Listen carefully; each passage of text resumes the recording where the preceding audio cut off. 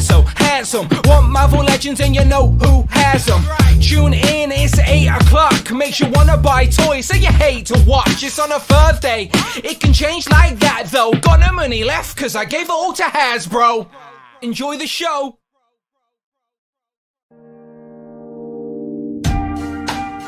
Haha. Okay. Dan who?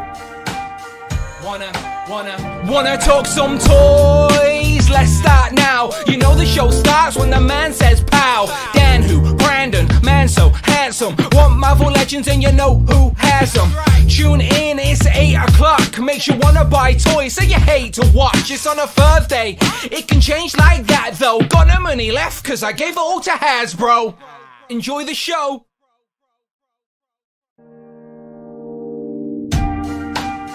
Haha. Okay. Dan who? Wanna talk some toys? Let's start now. You know the show starts when the man says pow. Dan who? Brandon, man so handsome. Want Marvel Legends and you know who has them. Tune in, it's 8 o'clock. Makes you wanna buy toys so you hate to watch. It's on a Thursday, it can change like that though. Got no money left cause I gave it all to Hasbro. Enjoy the show.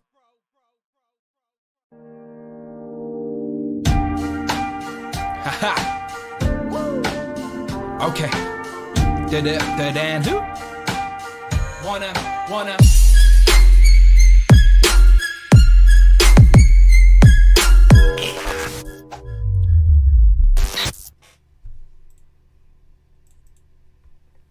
Pow! And welcome back to the channel. Dan Who Reviews. As always, my name is Dan W. Make sure you are following me on Instagram at It's Dan Who. And people, I'm not even joking when I say my blood is boiling right now. Welcome to part 2 of the stream. If you're very confused, then there was a good old 25 minutes of me and my guests chatting away, just getting into the news, just getting into the juicy stuff.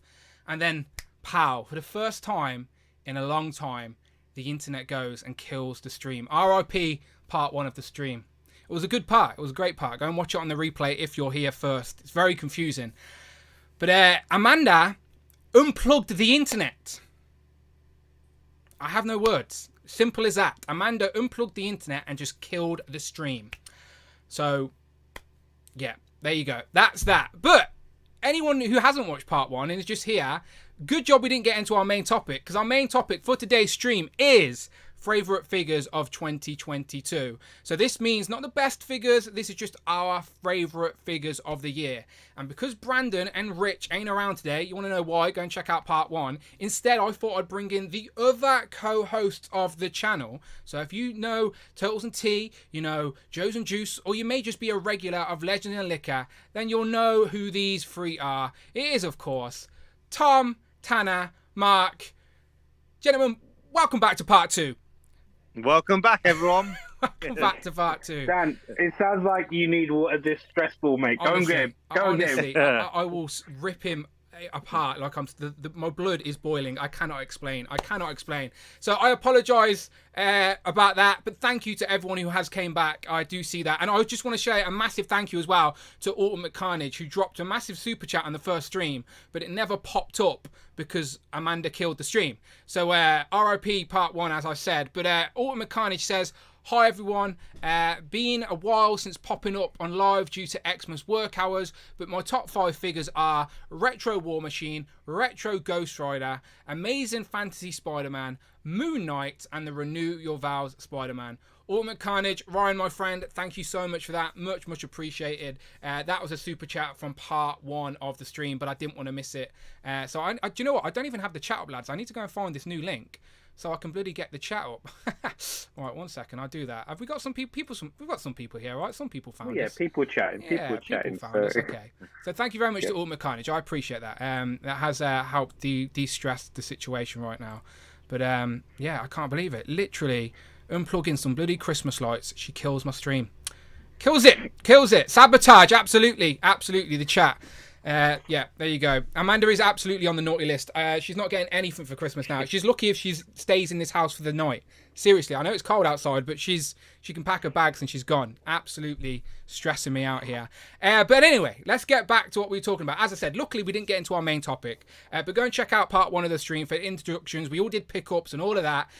We were just getting into the Marvel Legend news. So the Marvel Legend news of the week was, of course, Ronan the Accuser. I might have called him Ronan the Destroyer accidentally in part 1. Maybe that's why we did the stream again. Anyway, Ronan the Accuser is now an Amazon exclusive deluxe figure. The pretty promotional pictures are online right now. He doesn't come with any accessories at all, but he is up for pre-order on the US Amazon, not quite yet on the UK Amazon, even though there is a page there, but the pre-order is not available. Import stock available on In-Demand Toys.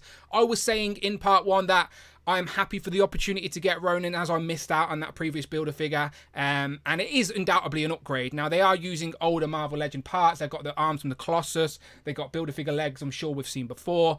But it's still an upgrade to a character that I am missing in my collection. So as I'm world building my 616 on the shelf, then I absolutely need a Ronan. So I'm in on this. So let's go around these guys and see what they think of Ronan. Tom's underneath me. So Tom, Ronan the Accuser, you in, you're out? I'm in, but I'm not pre-ordering any Marvel Legends at the moment. Probably a good I plan. will be in at some point. Yeah. Assuming he doesn't sell out. But I can't think the last time Marvel Legends sold out other than Retro Card Spidey. So, but he looks great. I was getting a bit itchy earlier, and I was looking at the price on Amazon.com despite my no pre-ordering. But that was expensive. How much was it out of interest? So for us in the UK to order directly from Amazon US, it was 49 quid. Okay. The pre-order might not even be that far off for us, you know. Like the exchange rates are an absolute joke when it comes to Marvel Legends with us. Like, we pay the 20% tax as well as another tax on top. God knows what it is. It's the Marvel Legend tax, but the pricing is never a good thing. But you're right. Like we talked about in part 1 of the stream, again, great conversation in part 1, people. It was such a fun time. It's a shame it's over. But we did talk about some sales, and it's probably a good idea not to pre-order Marvel Legends in the new year, because Hasbro keep proving us wrong about they will eventually go on sale, and you will have an opportunity to get them at a cheaper price if you are patient. I think patience in the long game is going to be a lot of people's choice for 2023. What about Tanner? Tanner, are you going to be playing the long game on this one, or jumping in on Ronan? Yeah, I think recent history has proven playing the long game is probably best with regards to this one. You never know, he may end up being quite cheap. If he is, then I'll go for him, but we'll see. I'll see what the price is like when the pre-order for the UK does go up. And then decide from there. Yeah, I'm disappointed with the lack of accessories as well. Like just some interchangeable hands. Like, I'm not asking for much. Like, he's got his hammer. That's like the accessory we need. But do you know, some expressive hands or some fisted hands? I don't know, like something else. What about you, Mark? Yeah, I think I echo what everyone else is saying, Dan. I think I'll probably play the long game as well. I do think he's a really cool looking figure. Like you said, I guess Colossus used the arms. I'm thinking legs-wise, someone like Armin Zola or someone like that, maybe. Yeah, possibly. could be. Or another Builder figure, you're not wrong. Yeah. I'm terrible at playing that game. The comments always correct me when I try and play it, so I'm not going to try. All I can confirm is that it's reused from another Marvel Legend. That's all I'm going to say. Yeah. But yeah, no, it does look good. It does look good. I'm really liking that they're going with Guardians of the Galaxy. Obviously, we've got that Star-Lord, comic-based Star-Lord, and presumably, well, you know, I'm guessing other Walgreens ones are going to be other comic Guardians of the Galaxy figures. You'd have to think so. I'd quite like to see the original Guardians of the Galaxy, so the characters like from the 31st century, the original Guardians of the Galaxy team. I'm sure we're going to get those, at least Yondu, probably in action figure form. But yeah, you know, quite like you running the Accuser, looking great. Yeah, absolutely. Again, comic Guardians. I know we're getting first appearance Star-Lord early in the year. This had Guardians of the Galaxy logo package on the packaging too. So this has to be maybe part. Do you know when they release a movie wave, there's always a couple of comic figures to go along, and obviously they're using Guardians brand for this. So yeah, we might see more. Hope so. I would love some comic Guardians of like Star-Lord and Gamora and Drax, because they're all worthy of updates now as well. So we shall see. Rectangular's in the chat, and Rectangular says that Ronan was not on his list. We talked about that in part 1, how so far Rectangular's list has been bingo, bingo, bingo. But obviously, there's still plenty of stuff that hasn't been announced, that hasn't been leaked. Ronan obviously was leaked, but elsewhere. So we knew who was coming, but now officially confirmed. But yeah, I think the majority of the exclusives weren't on Todd's list, but so far he's been bang on. He says an alternative yelling head would have been nice for Ronan. Yeah, absolutely. An expressive face, some more hands would have been great too. Maybe some open palm hands, fisted hands, just from some expression. For the deluxe price point, you'd want a little bit more. But for what it is, add Ronan to the collection, I like it much better than the pointed figure. Finger, Dan, for accusing. There you go. Exactly. There you go. I like it. Yeah. Yeah, there you go. So, yeah, there it is. All for pre-order. Amazon exclusive. Not yet in the UK, but if you are eager and you're not playing the long game like many people are in the new year, then it is on In-Demand Toys right now. Jay says he assumes Amazon will be $39.99. We shall see. Probably will be, to be fair. And Home Dude says Colossus legs and boots. Okay, yeah. Probably. I believe you. As I said, I'm terrible at that game. There was a little bit more Marvel Legends news. Now, because obviously I try and be Mr. Nice Guy, I'm not going to show any images here, but obviously we're not naive. I've seen the Marvel Legends news regarding the Spider-Man Into the Spider-Verse leaks. Now, if you watch my interview with Dan Yoon at MCM, he did confirm to me in that interview that there would be one more retro wave of the year.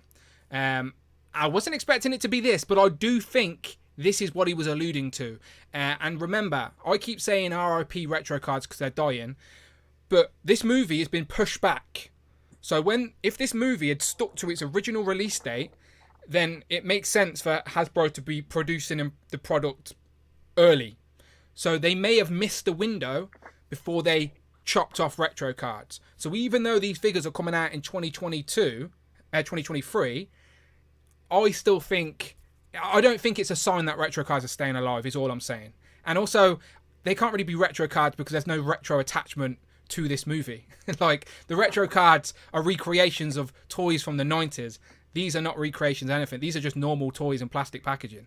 So, retro cards is probably the wrong terminology to use for these figures. But they look very stylized. Didn't quite look like generic Marvel Legends, but they do look accurate to the movie. But I'm not all in. Like, next year I do need to make some cuts, and I think these Into the Spider-Verse figures may be it for me. But again, we'll talk about them when they get officially announced. But just on you guys while you're here, Into the Spider-Verse. Any interest, Tom? I just, having seen the photos, I just don't get this whole wave, really. I don't get why it's on card, because like you say, they're not retro. So what's the point? And the figures, I know they're very stylized in the cartoon, but they look almost clumsy in their stylization. I don't know. And the face on Spider-Gwen looks really off.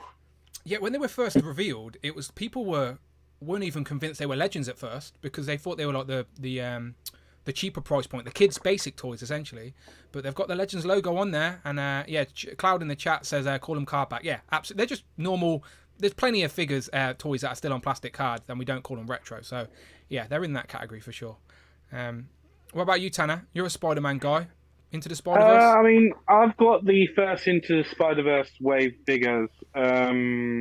So I don't think I'll get the figures I've already got. I'm not a huge fan of these, the way these are starting, because the first wave wasn't like that. This seems completely different style-wise. So if you try and do like a Spider-Verse first movie and second movie figures together, I don't think they'll go too well. But yeah. Let's see when they're officially revealed. You never know. They could fit in perfectly, but I'm not sold on these figures. I don't feel a desperate need to actually pick them up straight away. Yeah, like I think when because we all knew an Into the Spider-Verse wave was coming of some sort. I think there was even on Rectangular's list originally, and a lot of people were thinking, oh, maybe Spot can be part of our comic display because his character design is quite similar. But he looks the most stylized and bulky shoulders out of all of them, so you can't even do that. I don't think any of these figures will fudge into a regular Marvel 616 display. They would have to be its own thing. What about you, Mark? Yeah, I echo that. What you've said there, Dan, and what everyone said. It like they do just kind of look different, don't they, to what we've got, Marvel Legends wise on the shelf already for either Into the Spider-Verse or anything else. And from when I saw the photos, they kind of looked more like they'd be more in sync with the Batman animated series figures.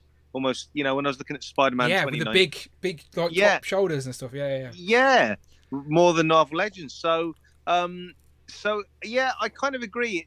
It's kind of a strange choice by Hasbro, but probably it will. They will probably be accurate to the animation of the upcoming movie and what have you. But yeah, I kind of agree with what Tanner said. They can probably look a bit out of place, aren't they, with the first wave of Into the Spider-Verse figures, and you probably have to put them somewhere separately in the collection. But each their own, I guess. Don't get me wrong, Into the Spider-Verse has a big fan base. People love that and adore that movie. That's for a lot of people, that is their favourite Spider-Man movie, live action, animated. It doesn't matter. That's their favourite Spider-Man. So for its own unique little collection, they're very stylized. If they match the animation when it eventually comes out, I'm sure people will love it. But for someone who's got to take cuts, I think I look at that, then. And I know I'm a sucker for the retro cards, but as I said, they're not retro cards to me because there's no nostalgic attachment. There's no retro. They're just card backs, as Cloud was saying. So, yeah, we shall see. When it comes to Legends, you know me, I'm a sucker. Like, I may pick them up out of curiosity. I don't know. Like, maybe. But they didn't make me excited, is all I'm saying. But that's just me personally. I know Brandon, for example, he was very excited for them. He was very happy with how they looked. So there are definitely going to be both sides of that argument. But again, they're not officially announced, so we're not showing no pictures. But if you are in this chat and you have an Instagram account, then I'm sure you know what we're talking about. So there you go. So Ronan and those leaks were basically the Marvel Legends news of the week.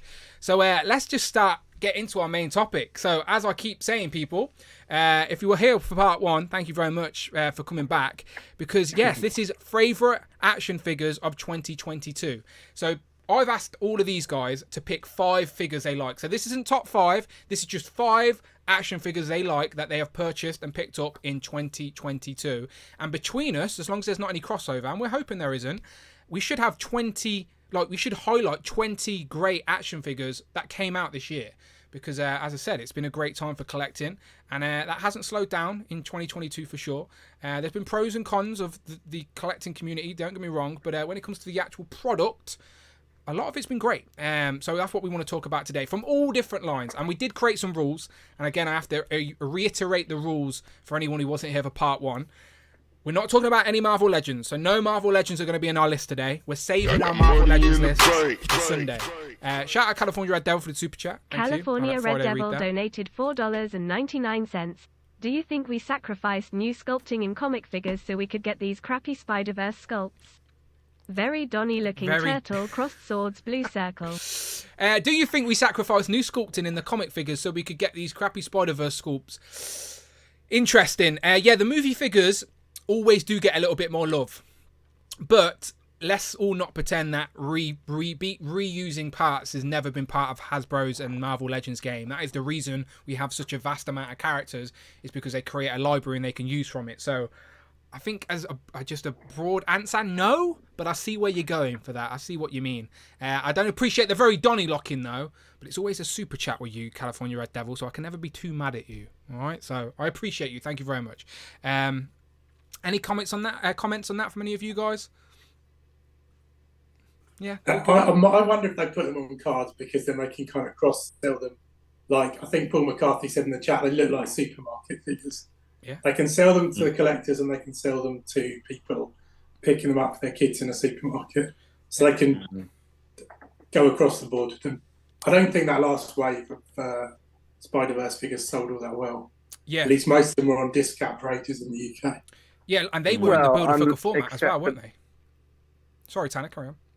No, I was going to say the only one that probably sold really well was the hand ninjas because, one, they're army builders, and two, it came with the legs, so you can make a ridiculously tall Stiltman. I just meant the ones from the film. Oh, he's still going. He's still going. He's still going. He's getting bendy. He's still going. Oh my god, he's still going. Oh, there he is. It's a lot. This Stiltman was great, but that's a good point from Tom because the old Into the Spider-Verse is a movie for all ages. You can imagine a lot of kids went to the cinema and seen that. So you'd want toys to be accessible for all ages, not just us grumpy old collectors. Where in the old Build-A-Figure format, that's a very Marvel Legends thing. Like, not every collector is familiar with that concept. So putting them on card back just sort of simplifies the product for a wider audience. So yeah, that's a good point. But yeah, movie figures, animated or not, do always get a little bit more love, because I think that's the direction from Hasbro proper. Just think from Marvel proper, because Hasbro just licensed the project. Marvel still have to confirm and sort of point them in the direction they want on the shelf. So yeah, but thank you very much for the super chat, California Red Devil. I appreciate you. But as I was saying, no Marvel Legends are going to be in our list today. We're trying to highlight other figures that we buy, because all of us collect multiple things, and because we have the co-hosts of Turtles and Tea and Joe's and Juice with me today, we're going to try and avoid talking too much about Turtles and Joe's. Now, don't get me wrong, a few might pop up and then give us an opportunity to plug those streams, but we are going to try and highlight some of the other niches that we collect. And again, we're not saying these are the best figures of the year, we are saying these are our favourite figures of the year for our own personal collections, and hopefully you guys would agree or disagree in the chat, but that's the fun of it. No one is right or wrong. This hobby's crazy, because I say it all the time, but we could all have the same figures, we'd all display them differently. We could all have the same budget, we'd all spend it differently. That's what makes this hobby fun. It's like everyone has their own preferences and feelings towards the brands, etc. So let's just get into it, and I'll start easy, okay? So I'm going to go way back to the start of the year. So this was, some people, I don't think these were around maybe at the end of last year, but they're definitely a 2022 product. And I said I was going to avoid talking Turtles, but this is sort of a loophole, because I want to talk about the Power Ranger Turtle crossover figures. Now, you may have brought these and forgot about these, but these came out at the start of 2022, and these were one of my most anticipated releases of 2022 when we knew these were announced sort of in 2021.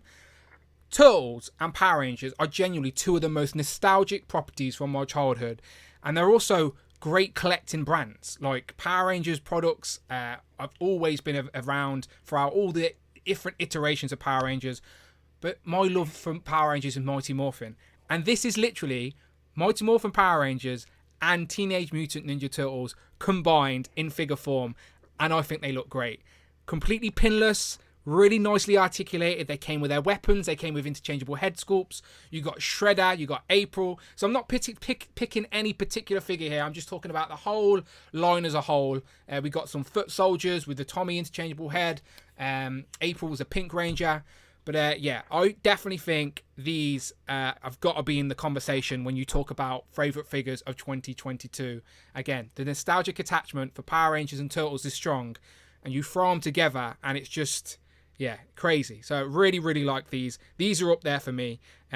So what do you think? Did anyone else get these? Tanner, I'll start with you, because you're the Turtles guy. You obviously got these. These have got to be amongst the best of 2022, right? They are some of my favourite figures of that. I mean, if I was to make a pick out of those particular figures, I would have gone myself with Green Ranger Shredder. Absolutely, yeah. But it is the case of these echo the comic book series completely, and the fact that there's a second comic book series coming out shows how much popularity the first one got, shows how much popularity these figures have. And they just, again, as you've said, two of the main interests, two of the main loves of our childhood growing up. Turtles, Power Rangers, put them together. Brilliant. Very good pick on that one, I would say. And like Tanner said, like I never really mentioned it, but yeah, it's not just a made-up concept from Hasbro. It's from Boom Studios, Boom Comics. There's a whole comic sort of issue and a run, which is really fun. Like if you watch it, read it, sorry, it's like it shows that the people that made it wasn't just a cheap like, let's just put these together as they're both popular. There was some love to it, because there's so many like little winks and nods to the original sort of Power Rangers, and there's other crossover characters in there as well, with Zords and some of the other bad guys, and like Casey Jones and stuff like that. So there's potential for more figures as well. And like Tanner said, with a second sort of story coming out from the crossover, potential for more figures. Who knows? We know Power Rangers are not scared of a crossover, or a Turtles in that matter. So we shall see. But Tom, did you go for the Power Ranger Turtles? I skipped them. I read the comic and I really enjoyed the comic, but my Power Rangers display has sadly moved into a box because too many other things have grown outwards. And I've never I really enjoyed collecting Power Rangers, but I'm not really a Power Rangers guy. I only really got into it because, well, you guys are a bad influence, so I was kind of into that. I was watching a bit of my son, and my youngest brother, who passed away about 5 years ago, who was 10 years younger than me. He was a big Power Rangers fan, so I kind of enjoyed collecting them in his honour, so to speak. It's nice. Yeah, you've got kids, so did they ever get into Power Rangers like for their era? Because obviously it's been around for like 20 odd years. Did they ever watch it? Like one of the new ones? Neither of them. I mean, I watched a bit of Mighty Morphin with Noah, but he's my youngest, but they've never really been massively into it. Yeah, I don't think it connects to the sort of modern young person now as much as it did back then. Maybe because there's more distractions in the world now. Like now there's Minecraft and shit like that, but back in the day, I was in my garden. There's videotapes that you could probably find at my mum's house of me in my garden going, hiya. Do you know what? Because I wanted to do a Power Ranger. So, yeah, loved it. The trouble is, even back then, the special effects weren't that great.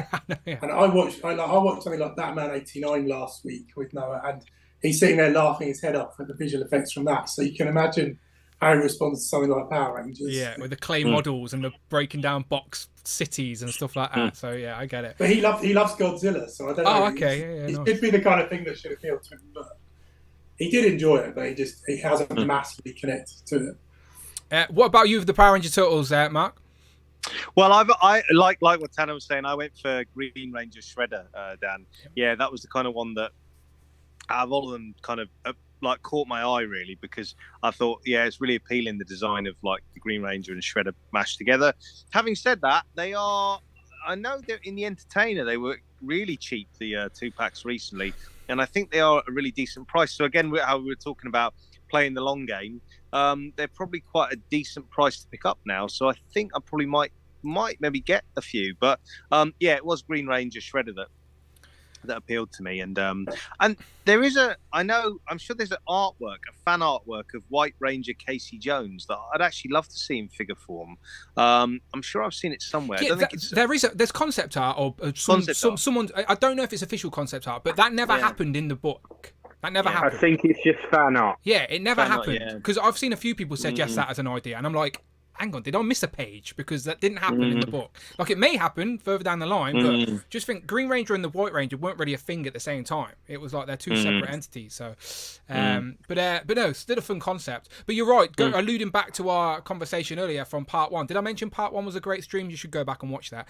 We talked about sales, and the 2-packs, the Turtle 2-packs are all on sale now for half price in the Entertainer in the UK. Now, I think they've got sold out now on the website, but some of the stores may still have them in stock. And again, if you played the long game, if you weren't massively eager to get them like this idiot, you could have saved yourself a hell of a lot of money. So, yeah, they're still, I would suggest people picking them up if you had any curiosity, especially at a sale price, because they are really nice figures. So, there you go. That's my first pick. But you know, Dan, just on that point you were making about, I think the thing is with playing the long game, and I think if it's something like, and FOMO and things, if it is something you really, really want, I don't, like, for me, if it's something I really wanted and then it does go down in price, I don't really feel too bad, because I think, well, I wanted it, so I jumped on it when I wanted it.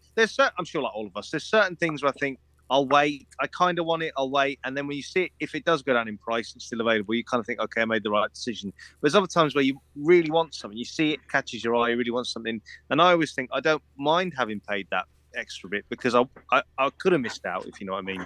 Yeah, I have the similar mentality where I try not to get too mad about it. I'm weird though. I always find ways to justify me spending money on toys. Like, I think to myself, well, if I paid a customizer to make that from scratch, or if I paid for the license for that product to then have to take it to the factory for it to get made, then I'm gonna have to. It's too expensive. I'll just pay this price. Do you know what I mean? Like, I just always overthink it and justify it in weird ways. But Phil Jones, our good friend, aka Hill Phones, in the chat says Shredder is currently $18.99 on Amazon UK, and they are still all £20 on Comic and Cocktails too.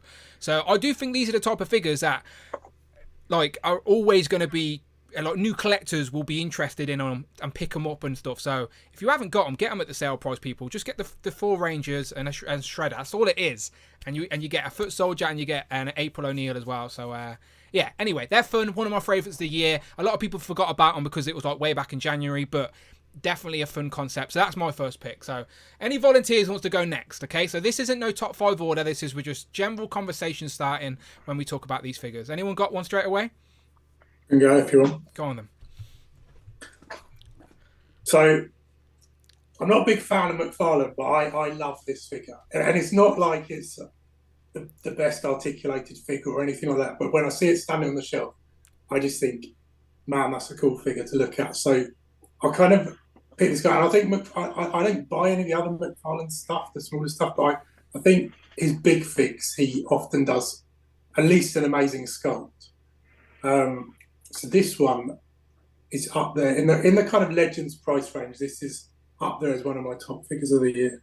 So for the people wondering, that is the DC Swamp Thing. Yeah, the DC Multiverse Swamp Thing. The original, not the variants. The variant one's got like a weird head, hasn't he? And it's the Mega Fig that McFarlane. The Mega Fig, yeah. Yeah. It does look great. To be fair, with McFarlane, just talking about them, the Mega Figs, they do really well. Like you said, the Bane this year has been really good. I've seen the human bat guy, whatever it's called. The Clayface was good. Yeah, Clayface was £26 on Amazon the other day, and I should have pulled the trigger. You should grab that. And it didn't, and it went back up. And that's the FOMO we were talking about earlier. Shout out Mark Hetz with a super chat. Thank you very much. Mikey XT donated $4. Make sure you watch Hasbro's eBay Hasbro Toy Shop. Yeah, absolutely. I think the Hasbro have an eBay shop in the UK as well, but we don't get as many good things as the US. The US definitely seems to be getting some sales. So there you go. If you're in the US, there's a little hot tip from Mike Hex. Go and check out their eBay page, because they've always got sales on the eBay page that are not on the Hasbro Pulse website. So Swamp Thing looks really good. He scales great as well with figures too. Like he can scale with like the Mafex, not the Mafex. Yeah, the Mafex Batman. He works with Mafex. Yeah, he works with Mezco. He works with the old DC stuff. It would just be nice if somebody got the DC license and started making the Marvel Legends equivalent of DC again in 6-inch form. Yeah, no, absolutely. In my opinion, we've been saying that for ages. We need the DC equivalent of Marvel Legends. Like, it just needs to happen. But McFarlane has his own ideas, but he does do some stuff right, absolutely. And I agree, those Mega Figs look great. I still have FOMO about not getting the Clayface, and I also want Bane. I think I will get Bane at some point. Which again, just waiting for that sale, and I'll pounce. But yeah, there you go. Good pick. Any of you guys go for any of the Mega Figs when it comes to McFarlane, Tanner? The only DC figs I really pick up are the Mafex ones. So maybe look at Bane. But I think Mafex are looking at doing Bane. So I don't know. I'll see what happens. Yeah, again, for me, when I look at them, I think of them straight away. Especially the core Batman Rogue villains, if they can scale with the Hush Batman and Superman, then they're intriguing to me. And I definitely think like people like Swamp Thing, Clayface, and Bane can, because they're those bigger characters.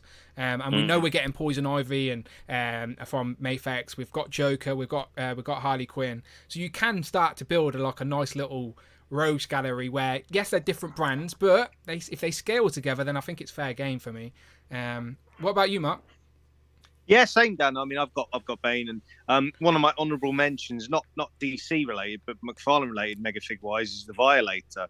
That's a figure from this year, and that's absolutely a beast of a figure. Yeah. And McFarlane, he does do those figures, you know, when he does them well, doesn't he? Great price point, and you get a lot for your money. One that I was a bit disappointed with this year, a Spawn one, was Cygor, which is like a big monkey, sort of cybernetic monkey. Not one of his better ones, but yeah, when he does them well, they're is that one of his own brands, like his own made-up thing? Spawn, yeah, that's a Spawn. Okay. Not actually so good, but the Violator, by comparison, it was the first Mega Fig, Spawn Mega Fig, absolutely great figure, and again. Yeah, like such a great price point. I've seen you show that off. That's a blunt force weapon. That is. It is. That's right. Do some damage. That will. Yeah. Nice. You get on the wrong end of that. Yeah. Well, let's stay with you then, Mark. Have you got a pick? One of favourite figures of the year? Yeah. Well, on a McFarlane, as we're on a McFarlane tip, one of my favourite figures of the year, and it surprised me with how much I liked it in hand, is. It came with a throne. He's holding one of the McFarlane weapons here. This comes in like a McFarlane multi-pack of weapons, but it's Spawn. Nice. But it's the Spawn that came with the throne. Now, granted, probably a lot of people won't be as like one of the things collectors probably wouldn't be that happy with is the fact that it doesn't come with a full cape, but I'm okay with it. I think the articulation is really great on this figure. Really like the sort of paint apps and the look. Spawn, a bit like what Power Rangers is like for you, Dan. When I was sort of growing up, me and Tom are probably close to a similar age. And I remember in the 90s when I was sort of maybe a teenager and I was kind of dipping in and out of collecting at that point. Before Marvel Legends came in, McFarlane's Spawn figures were kind of the first, action figures that were kind of made for collectors, with paint apps. They were all 6 inches. Obviously didn't have the same kind of modern articulation we have now, but they were going in that direction. And so this for me is like a nostalgic trip back to that age, but on with modern articulation. So that's one of my picks for one of my top figures. Like you said, there's loads of stuff that I've just got nostalgic attachment for, even though the figures may not be the best. But that figure's not bad though. But I miss Spawn growing up. Not a clue. Never read a comic. Never seen the first film. I know there was an animated series.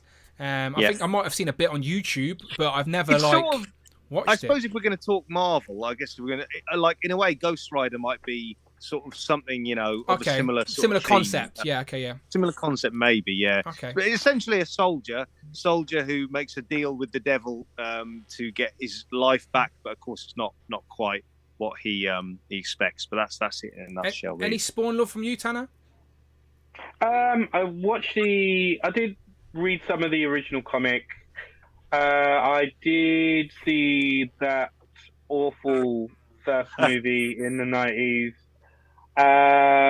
But yeah, I do like Todd McFarlane's art on Spider-Man and other comics he's done.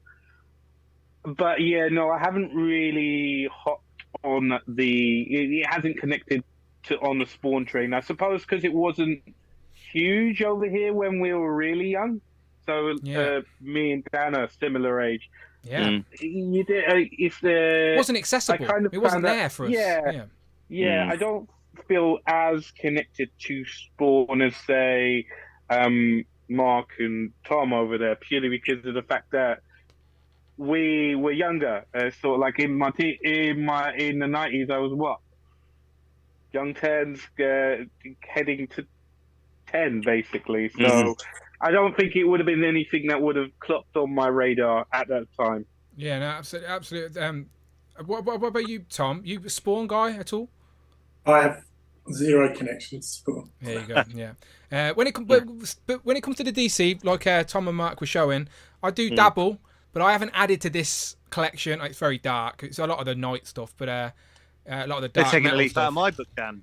Yeah, but it's not a lot. I haven't added to it this year. Essentially, I had a lot of the dark metal stuff, but then I've sort of not really picked up anything. But like Tom was saying, the Meg figs have intrigued me, and Spawn, I've got no attachment.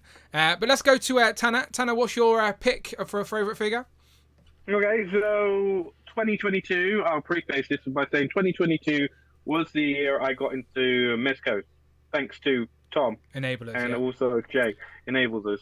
So the one figure that came out this year, I really enjoy. Mezco Wolverine. His claws look so much better than the Legends claws. My Legends claws are all mangled and they just look crisp. Yeah, they look so cool. He comes with the bone claws. He comes with loads of different accessories, heads, hands. Even that Sentinel base, the destroyed Sentinel base, is brilliant. So yeah, I'm very glad I jumped onto the Mezco train with the figures I have picked up.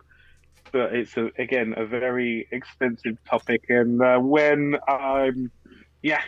it's a case of it's fun. The detailing going into it, I'd never thought I'd enjoy the soft goods going in, but they're kind of very figure by figure winning me over with it, so to say. I do think it does suit it at times when it's done well. I can't mix in those figures with my Legends, but for its own separate collection, they undoubtedly look great. Like I've seen Jay's pictures, I've seen some of Tom's. Like they do look good all together for sure. But some people like to nitpick or just cherry pick. Sorry, and like for me, that's what I've got 2 left, but they're still in box, and I probably will eventually sell them. But they are undoubtedly great figures. It's why I'm reluctant to sell them, because I know they're great, but if I think about it, for my collection, it just doesn't fit my collection. But they are great, and I know, throwing it to Tom, you've got plenty of Mezcos, probably including that Wolverine. Yeah. I would say you started me with that. With that Lockjaw and Black Belt 2, which is actually the only set that I have in my Legends display. But that Wolverine is pretty damn awesome. Yeah, do you agree though? You can't mix though, right? You have to. It has to be its separate thing. No, generally I don't mix. I think if they're completely armored, like if they don't have cloth on them, then you can kind of fudge them in a bit. But I think generally Legends are painted in such a kind of primary coloured way now, without too much shading on them or anything, other figures do tend to, like Mezco's, will stand out if you stick them in amongst them. Yeah, but what about you, Mark, when it comes to Mezcos? Yeah, I've been in since the beginning. So when that first Dark Knight Batman Mezco figure released, I picked that up. Still got him here. I was always intrigued. I always liked the novelty right from the beginning because obviously there were Hot Toys and we didn't really have clothed 6-inch figures, before Mezco really. And the novelty of that, I can remember when they were first coming out. I can remember people talking about them, sort of, YouTubers talking about them when they were shown at like Comic Cons, things like that. And yeah, I picked up the first Dark Knight Batman.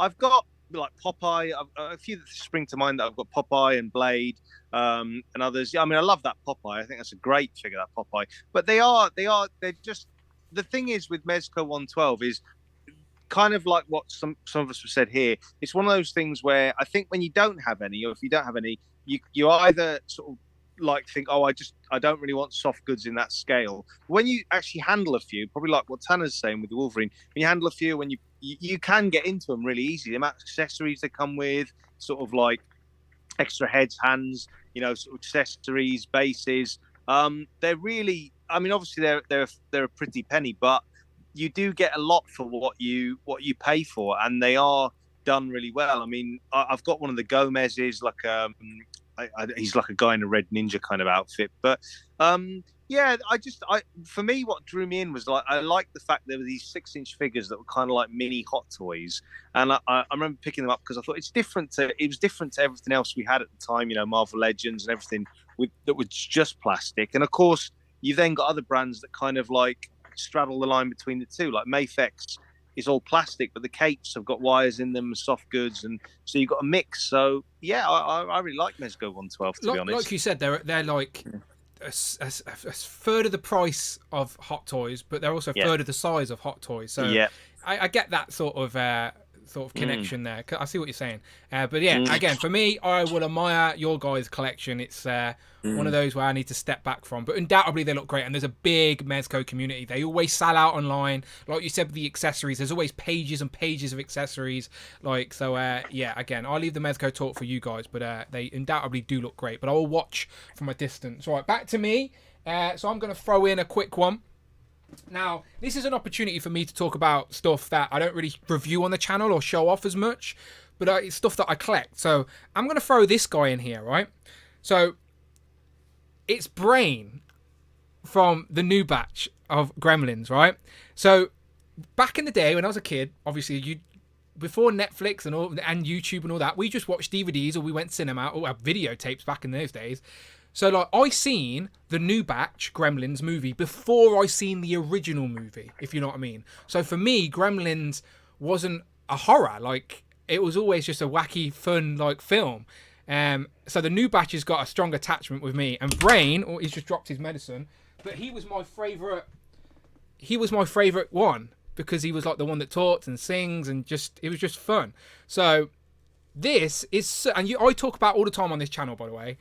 For me, it's about world building, that representation of the thing I love in plastic, all right? So I'm not here to sort of debate that this is a really articulated, great figure. It looks exactly like my mind's eye of Brain. Like, I don't know if you can see that, right? But the face is glossy, the paint apps are on fire, his glasses are nicely on his head. Like, he's wearing, again, talking about soft goods, he's wearing a little suit, which is like nicely form-fitting, and he still has the articulation under there as well. So, yeah, my favourite Gremlin from the Gremlins movie finally got made. It came out this year from NECA, and I do have all of the Ultimate Gremlins, all of them. I've even got Gizmo up here on the shelf. Where is he? He should be wearing his Christmas hat 'cause it's Christmas, but like that's the Gizmo scaling with the Gremlins, the ultimate size. But yeah, my favourite one. And also, like, just as a caveat on top. So there's look at that. Look at that. Is that focusing on the head? Look at that. So good. There's the box it came in. You get a few accessories. But yeah, if you're, and these don't come out too often. Like the Ultimate Gremlins come out maybe every couple of months, so you can pick these up as they come out, and it doesn't feel like it's breaking the bank. But I did get the San Diego Comic-Con exclusive Greta in a wedding dress. So obviously I've not opened her yet, but there you go. So the new batch, probably in my adult age, if I had to look at those two movies subjectively, of course I think the first one's probably the better horror movie. But like for me, just like Secret the Uses for Turtles, the second Gremlins movie will always have that just fun nostalgic attachment. So yeah, for me, I just wanted to talk about Gremlins. So there you go. Anyone else got any Gremlins? No. Stripe. You got Stripe. You know what? Yeah, and Gizmo. Oh, nice. Go on, Tom. If money or space wasn't an option, I definitely would have gone into the Gremlins line. I do love both of the Gremlins movie. So much fun to watch around about this time of year. Yeah, and again, the second one, I watched the second one before the first one, so I've probably got that same nostalgia for it as yourself. Yeah, but again, it comes down to space and money. Maybe when I eventually win the lottery and get that mention, I'll backtrack on these. But until then, we can only I'll enjoy it through your eyes, mate. Yeah, I'm not a completionist. Like, I don't have the Christmas Carolers. I don't have like the tattooed one and the workman one. Like, I dabble, but I've definitely got a little collection all the same. I'm sure NECA will put out one of their checklists this year, during their 12 days. So I'll look out for that and I'll start circling the ones I need. But yeah, it's one of those little side collections that I don't talk about much, but I do really like them, and I think they're really well made. Shout out California Red Devil, who's just used his channel membership token to say, notice Dan loves all the genius characters. Beast, Donnie, Brain. I'm guessing Brainy Smurf is your favourite. He absolutely is my favourite. Of course he is. Yeah, there's definitely a pattern emerging. It's not because I'm brainy, because I'm definitely not. But no, I think I'm always brain over brawns. Do you know what I mean? You could be a big muscly guy, but I think strategy and tacticians and planning, that matters. So yeah, I guess there is a pattern emerging there. But there you go, Gremlins. Okay, so we'll pass it on to someone else. Tom, back to you. Another figure that you like from 2022? So I'm going for NECA TMNT Mirage Future Toy. Now, I don't know. This is a great figure, and it's got amazing bendy wire arms, and the paint on it is absolutely beautifully done. But I don't think so much this figure or just the potential that we're now getting more Mirage Turtles. And this is the only one we've got in the UK at the moment, I think. Don't think none of the others have come out yet. Not unless you've got a friend called Ali, because I know Jay Toys Collection UK, he's got some, yeah. Or if you picked up the loot crate, because the Mirage loot crate has arrived as well. Oh, the Crab Shredder, yeah. Yeah, I've even got the Crab Shredder. So, do you know what that guy reminds me of? Future Toys. So obviously he's in the Mirage comics. He was never in the animated show, so it weren't a character I was super familiar with, but I was aware of his lore. He just reminds me of Blinky from Bucky O'Hare. Do you reckon Blinky was inspired by Fugitoid? If you can't picture Blinky, it's exactly the same robot, but it's just got a big eyeball as a head. I'm sure someone in the chat will know what I'm talking about. But yeah, I look at that guy and he reminds me of Blinky from Bucky O'Hare. But yeah, Fugitoid is... The whole Mirage line is definitely going places in 2023, I think. They've started off hot this year. Like those big Mirage sort of hench turtles are coming out next year, ain't they? So yeah, they look great. Yeah, so, I can't. I don't know when they're going to put them up for pre-order, but I'm going to grab all. No, they're not up yet. Because there's that and the dinosaur guy's up as well. What his name is? The Triceratons. There you go. The Triceratons. Yeah, he looks amazing. They all look great. Even it's a line that the Krang for me guys. with Turtles. What's that? The Krang guys with the robot Krang thing. Yeah, I've got 4 of those. There you go. I'm looking forward to those. But it's like for me with Turtles, that's kind of like my mind's eye of the Turtles. So because I kind of was like I was like in my early to mid teens when Turtles was kind of becoming massive. So probably when the first movie was coming out and the cartoon was taking off big time over here. Probably it was a bit earlier in the US. Yeah. And I just remember, like, I enjoyed the cartoon, but it was all a bit like, I'm getting a bit too old for this to be cool for me anymore. And then I remember picking up the compilation. I think there were 4 volumes of the Mirage comic books, and reading those and being like, this is the Turtles that kind of did it for me. And ever since then, I wanted figures of those characters. Yeah, the people who love Mirage comics hated the cartoon originally because it made a joke out of these really serious characters. So yeah, I can understand if you were at a particular age how the animated show may have put people off. But it's the magic about this age we live in now is that NECA are doing such a great job with Turtles, and not just NECA, so many other brands. This license goes out to everybody, whether it be Super 7 or loyal subjects. There is whatever your mind's eye of the Turtles is, you can find it in plastic. Yours is Mirage, mine is the cartoon, whether it's the movies or whatever it is. Even the Archie stuff is coming. You can get your mind's eye of the Turtle in plastic. The crazy thing is, Dan, a couple of years ago, we didn't have any. But now we're spoilt really for different choices. But Turtles wise, we were kind of, there wasn't that many choices before, a couple of years ago. Now we've got, we're spoilt to choose from all the different types. Just obviously, me and Tanner are going to do a Turtles and Tea before the end of the year, and we're going to count down our top 10 Turtle figures. But I just want to throw one of my favourites in. He's not number 1, or maybe he is. I don't know yet. I'm undecided. But just while we're talking Turtles, I'll throw in Usagi. So if you've got any Turtles on your list, Tanner, now's the time to throw them up. Yep, I've got one. I've got one. So I will throw up the Universal Monsters Raphael. This line for me is brilliant. All the figures have been really, really good. So much detail, so crazy. It's just the amount of love put in for both the Turtles and the Universal Monsters to make each one look individual in their own way. I think this is probably. I'm not going to give any spoilers, but definitely there may be a figure from this line in my top 10 when we do the Turtles and Tea. But for this one now, I'll go with the Raphael, the first one to come out, because Raphael's my guy. We will leave it at that. I think they're saving the best till last, personally, with Donatello, because he's the brains of the operation, as California Red Devil pointed out. But yeah, like Tom says, Mirage is his mind's eye of the Turtles. The animated show is my mind's eye of the Turtles. The original 8 is one. And look at that, Usagi. He's jumped out of the cartoon screen, and he is now on my shelf. It's so good. So make sure you stick around on the channel, and I'll make sure I post around when me and Tanner, before the end of the year, we will do a Turtles and Tea with our top 10 Turtle figures of the year, because there are plenty that definitely deserve some love and praise. And the magic thing is, mine and Tanner's list will be different as well. So make sure you stick around for that. But there you go. More Turtle talk then. We'll move on to Mark. Mark, you got a favourite figure? I sure do. I'm just going to lean and grab him. And that is Alexi. Your boys got toys. Will be happy with this. I've heard of him. Yeah, it is.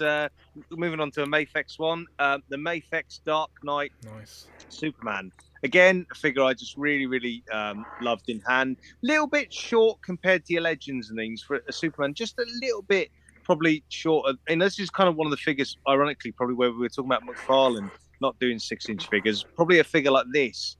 There is a McFarlane version. Probably would suit 7 inches. But the thing is with Mafex, when they do figures well, they really do them well. Like that Gambit comes to mind, of course. When they're doing well, they can't be beat.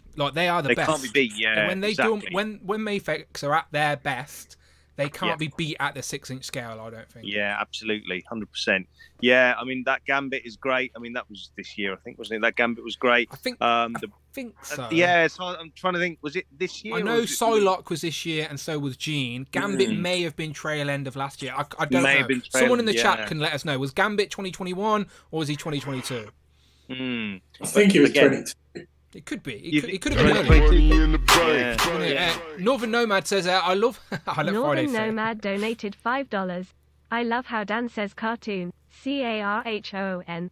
Lol, open mouth smile, tears of joy rolling on the floor, laughing, open mouth. Thank you very much smile, to Dave, sweat, smile, aka Northern face. Nomad. Hopefully he's not locked out of his house today. He says, I love how Dan says cartoon.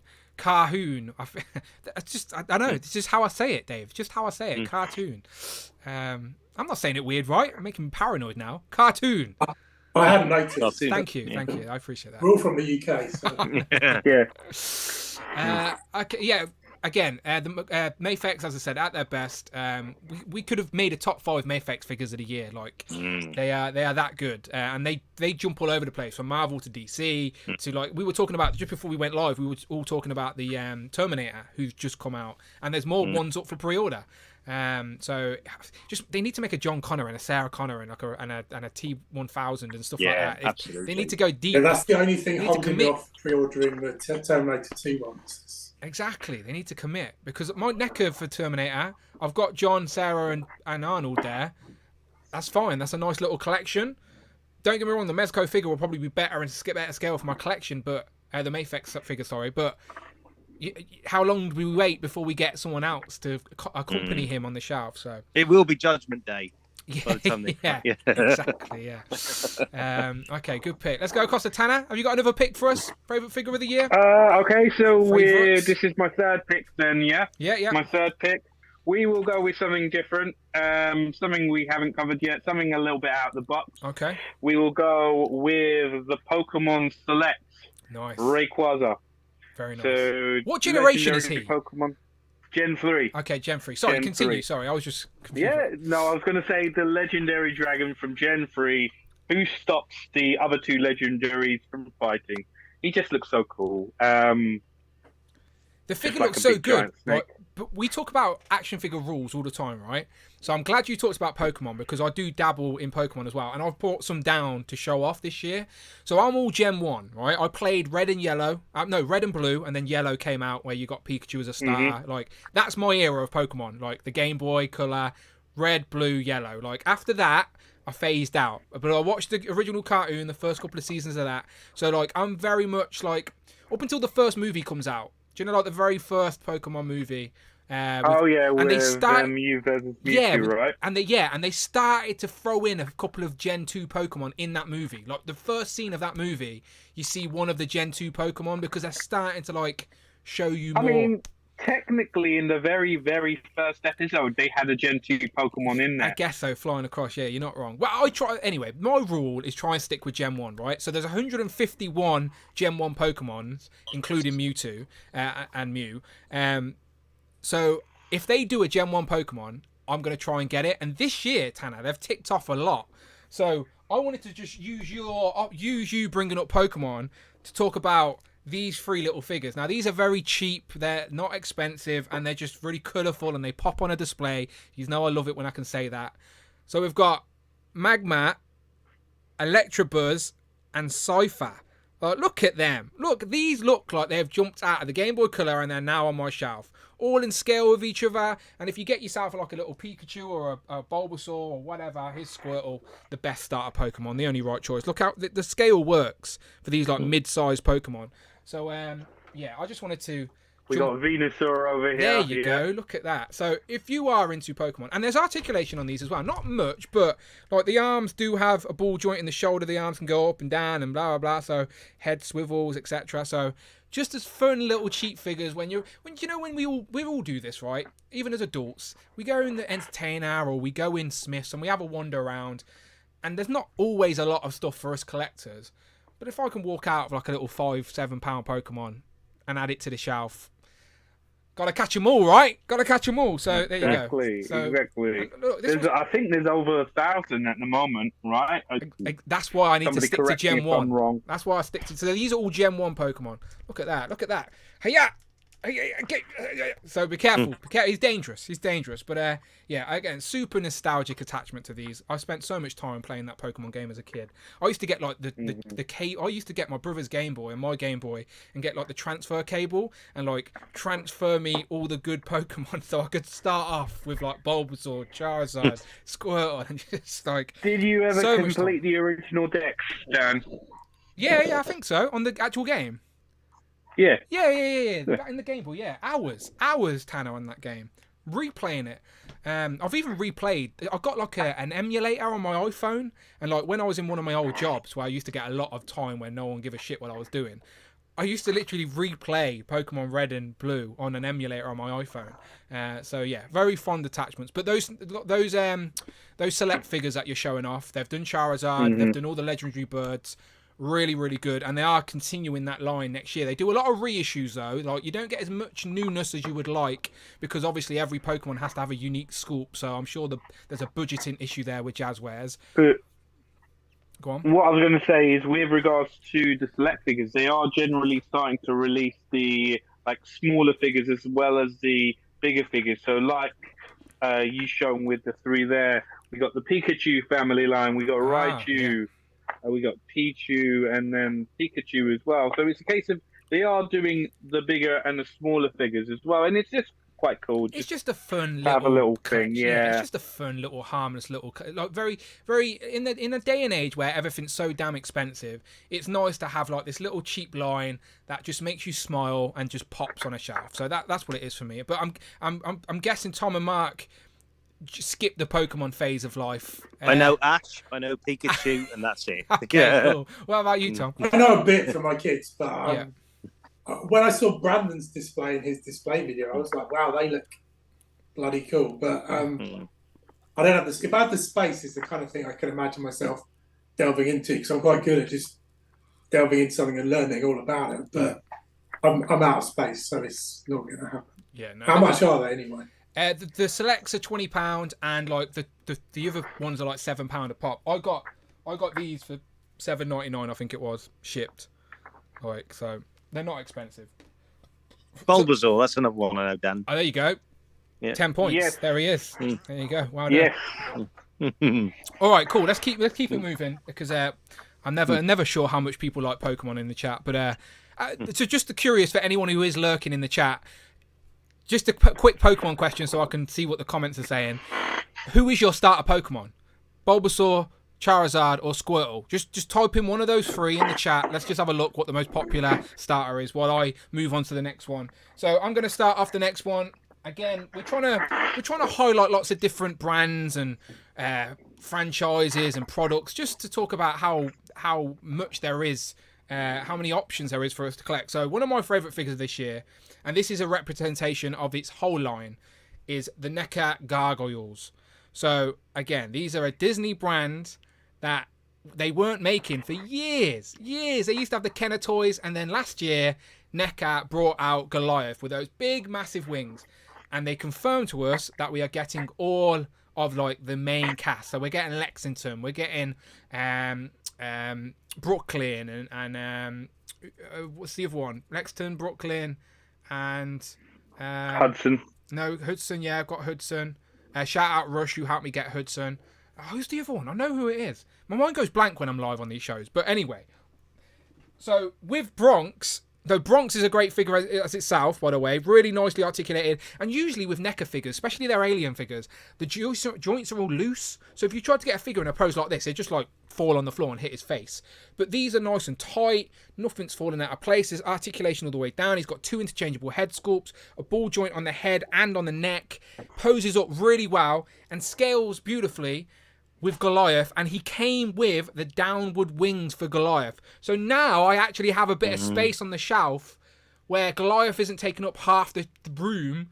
I can just have Goliath with his wings and Bronx, and like just as a like twosome. Don't get me wrong, I'm all in on this line. I've got Hudson, and I'm going to get them all. But Yeah, just the Gargoyles. I just wanted to talk about the Gargoyles for a second, and Bronx is a great representation of that figure in plastic. So, and we need them all to come with their downward wings. All right. I don't know what NECA are playing at. Do they really think we've all got these massive, long rooms and shelves that we can just display all these Gargoyles on? NECA, we don't. We don't. You need to give us the folded wings for all of the Gargoyles characters. Okay. Thank you very much. So there you go. Gargoyles. I'm all in. The line's clearly continuing into the new year. There's plenty of pre-orders already up, but Bronx came out early 2022. But what about you, Tom, with Gargoyles? I know nothing about Gargoyles. Gargoyles. It's a 90s. It's a 90s cartoon. So I remember watching it, the cartoon, and I had some of the Kenner toys as well. So there's definitely that nostalgic attachment. It's like late 90s though, isn't it? I guess so. Maybe mid. I assume mid. Maybe late. Because I think I was a little bit older. So. I was 20 in 1998. So yeah. I was 10 in 1998. So I was 18. Yeah. Prime age. Well, so you not into? You got any of the Gargoyles then, Mark? Well, actually, I'm sort of in between in that. Like Tom, I can remember it being on TV. I didn't watch it at the time it was on TV. Funnily enough, how I've gotten into it is Disney Plus. So Tom, I must say, Dan is right. It really holds up, watchable. Tom. Season 1 holds up. It's not for kids. Yeah, it does. I'll give it a go with the boys. There is a few like kiddie features or whatever joke, but it's not like a straight up kids. They deal with serious serious topics. It's about fucking gargoyles from Scotland that get moved to America. Never mind. Point is, it holds up. Is all I'm saying. It's worth a watch, and you can like watch Batman season the 1 very animated quick. series. Yes, exactly. Yes, the same level of like how that holds up.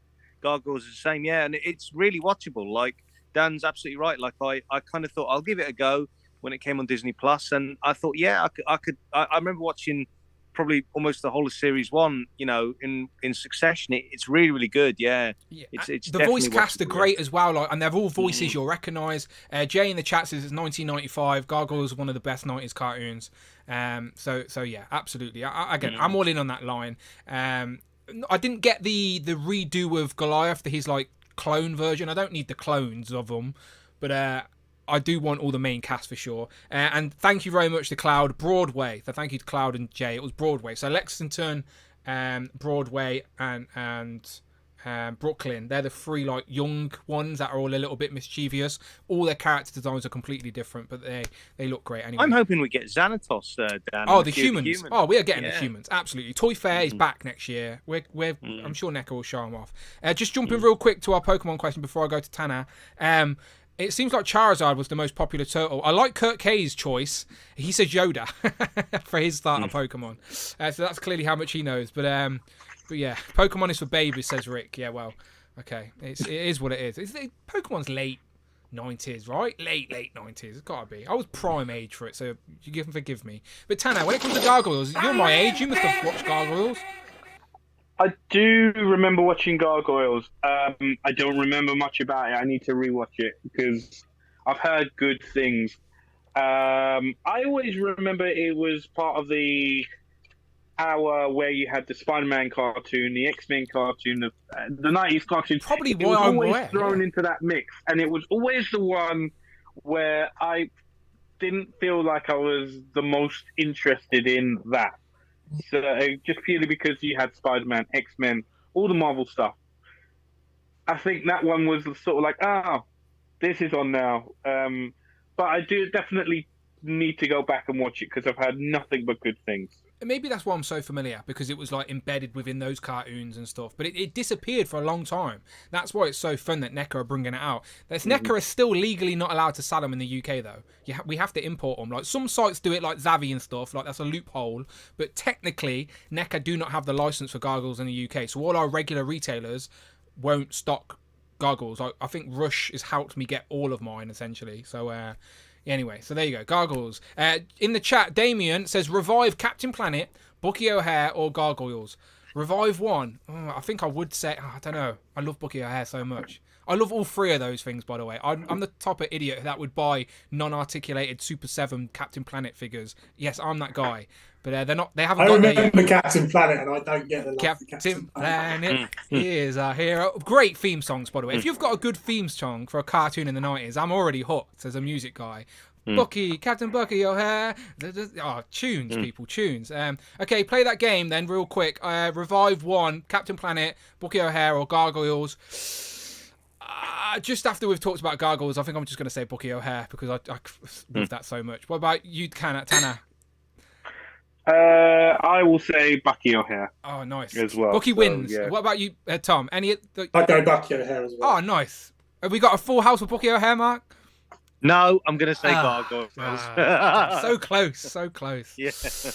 You just need to Google Blinky and you will look and you will understand what I'm saying about Fugitoid. Or maybe I can just Google it real quick. Bucky O'Hare Blinky. Let's hope Amanda doesn't unplug my internet. Okay. If we're talking about 90s cartoons, Dan, there's quite a few 90s cartoons I remember that I think would make great figures. Oh, yeah, that does look, yes. Come on, that's Fugitoid inspired, right? But Bucky O'Hare's what? Yeah. What year's Bucky O'Hare? 90s again. It's got to be mid-90s. 90s, yeah. Oh, is it that late? I thought it was 80s. 91. Oh, no, it's early 90s then. 91, it says. TV series, 91. So, yeah, 80s makes sense. But there you go. And there's that Star Wars character that's sort of a green rabbit in the red uniform that must surely... Apparently, Bucky O'Hare came first. They claim he came first. Or the writer or whoever created Bucky O'Hare claims that they didn't know that existed in the Star Wars lore. There's a whole... Again, we could do a whole show on bloody Bucky O'Hare. But I wish Boss Fight still made those remakes because the Boss Fights were on it and then they just stopped. And now the license is just in limbo. So someone... make all of those figures, and I'm all in on them all. So we've got Gargoyles. Boss Fights need to continue Bucky O'Hare, even though they're not. And someone take up Captain Planet. I'd buy all the Planeteers. I wouldn't wear the rings anymore. I think I'm a bit too grown up for the rings, but I'd buy the figures. Anyway, throw it across to Tom. Another pick of favourite figures of the year. Let's go. Well, let's give it. I'm just going to give an honorary shout out to this guy. Okay. Because technically, it was last year, but he didn't come out here till this year. Okay. So I kind of knocked him out of the running, but otherwise, he would be up there in my top 2 or 3. Okay. Instead, I'm going to go with the Mezco Pink Skulls, who I've talked about before, who are just buckets and buckets of accessories. Yeah, talking about Mezco and their accessories. I can't be bothered to get the other one out. Perfect example. Tons of heads, tons of different clothing options, if you like dressing up your figures. But yeah, just very cool set altogether. I think Jay's toy collection has just managed to grab one. He did indeed. I think he's not allowed to open it till Christmas though. So on Christmas Day, is he not? Yeah, on Christmas Day, Jay's going to be opening up his pink skulls after Christmas dinner, I assume, setting up the bands to play them out on Christmas evening. But yeah, are they technically Rumble Society? They are Rumble Society, yeah. Yeah, they do which is why I gave Vapor a shout out because he Rumble Society. Yeah, they do make some great figures, like just fun, like unique, like their own license as well. So they obviously get a little bit more love of accessories and stuff like that. But yeah, they look great, and because it's because it's their own concept, you ain't constantly comparing it to something else that's out there or what it was originally based off. You just take it for what it is. No, because it's weird. Because obviously you talk about a lot about nostalgia, and that's a lot of what drives my collecting. But none of this is nostalgia, and that's probably the line that it's the line that's been devoted a whole shelf in my cabinet now, and it's probably grown the most in the last year. So it's definitely a line that I'm really in on at the moment. There's probably an end goal to all of that, because it does tend to recycle itself after a while, where you got skull character after skull character, which is cool, but obviously there's a limit to how many skull characters you actually need. But yeah, it's a great line, and they're very well made, and they're awesomely articulated. So yeah, they look fun. And again, we say nostalgia drives our collecting. It absolutely does. But we are just also fans of the action figure format and like building displays and collections. And like you said, at the end of the day, they're just fun looking figures that look great on the display. And you can constantly change it up as well. Do you know, like you can like mix it up constantly and just always keep it fresh and interesting and fun. So I've always said, there comes a point where you've got so many.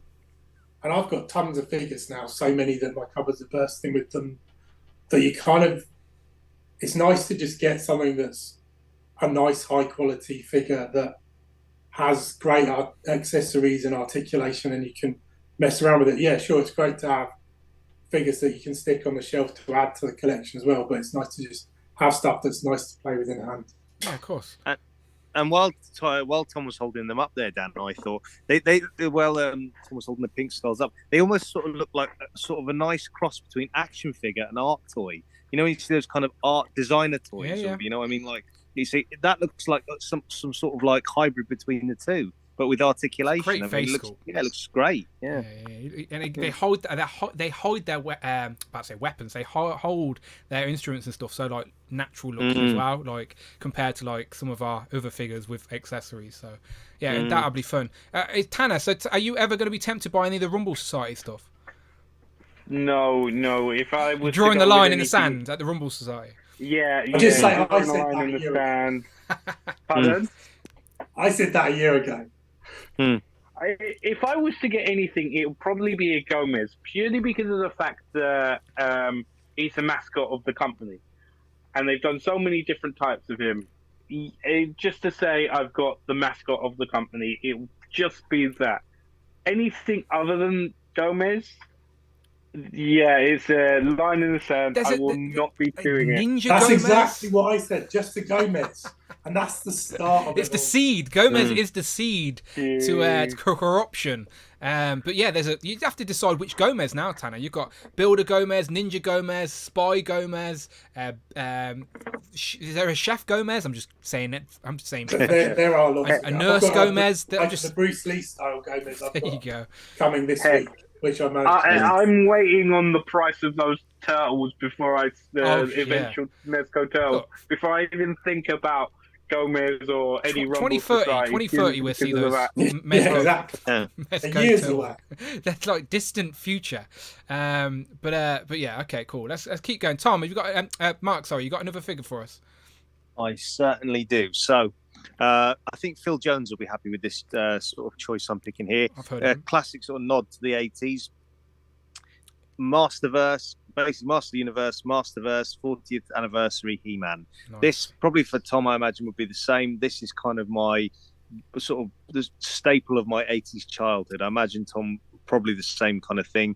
And this is such an like accurate, good representation of what the He-Man sort of original toys were like. Obviously, we did have other Masterverse figures, which were kind of based on the Netflix show to begin with. They were kind of not bad. I mean, they're all pinless as well. Every single Masterverse figure's pinless. So many of them now kind of iconic and representations of the 80s figures we had. Just like couldn't ask for more, really. If you're a He-Man fan and you haven't got it, get it. For Hill Phones in the chat says, great choice, Mark. You have the power. Yeah, He-Man for me, like as a toy guy, like obviously I'm well aware of the lore and all of that, and I've seen the cartoon. But I think I was at the age where He-Man sort of was fading out as Turtles were coming in, and I've seen it in syndication, but I never really got into it. I got into like Thundercats more than I did He-Man.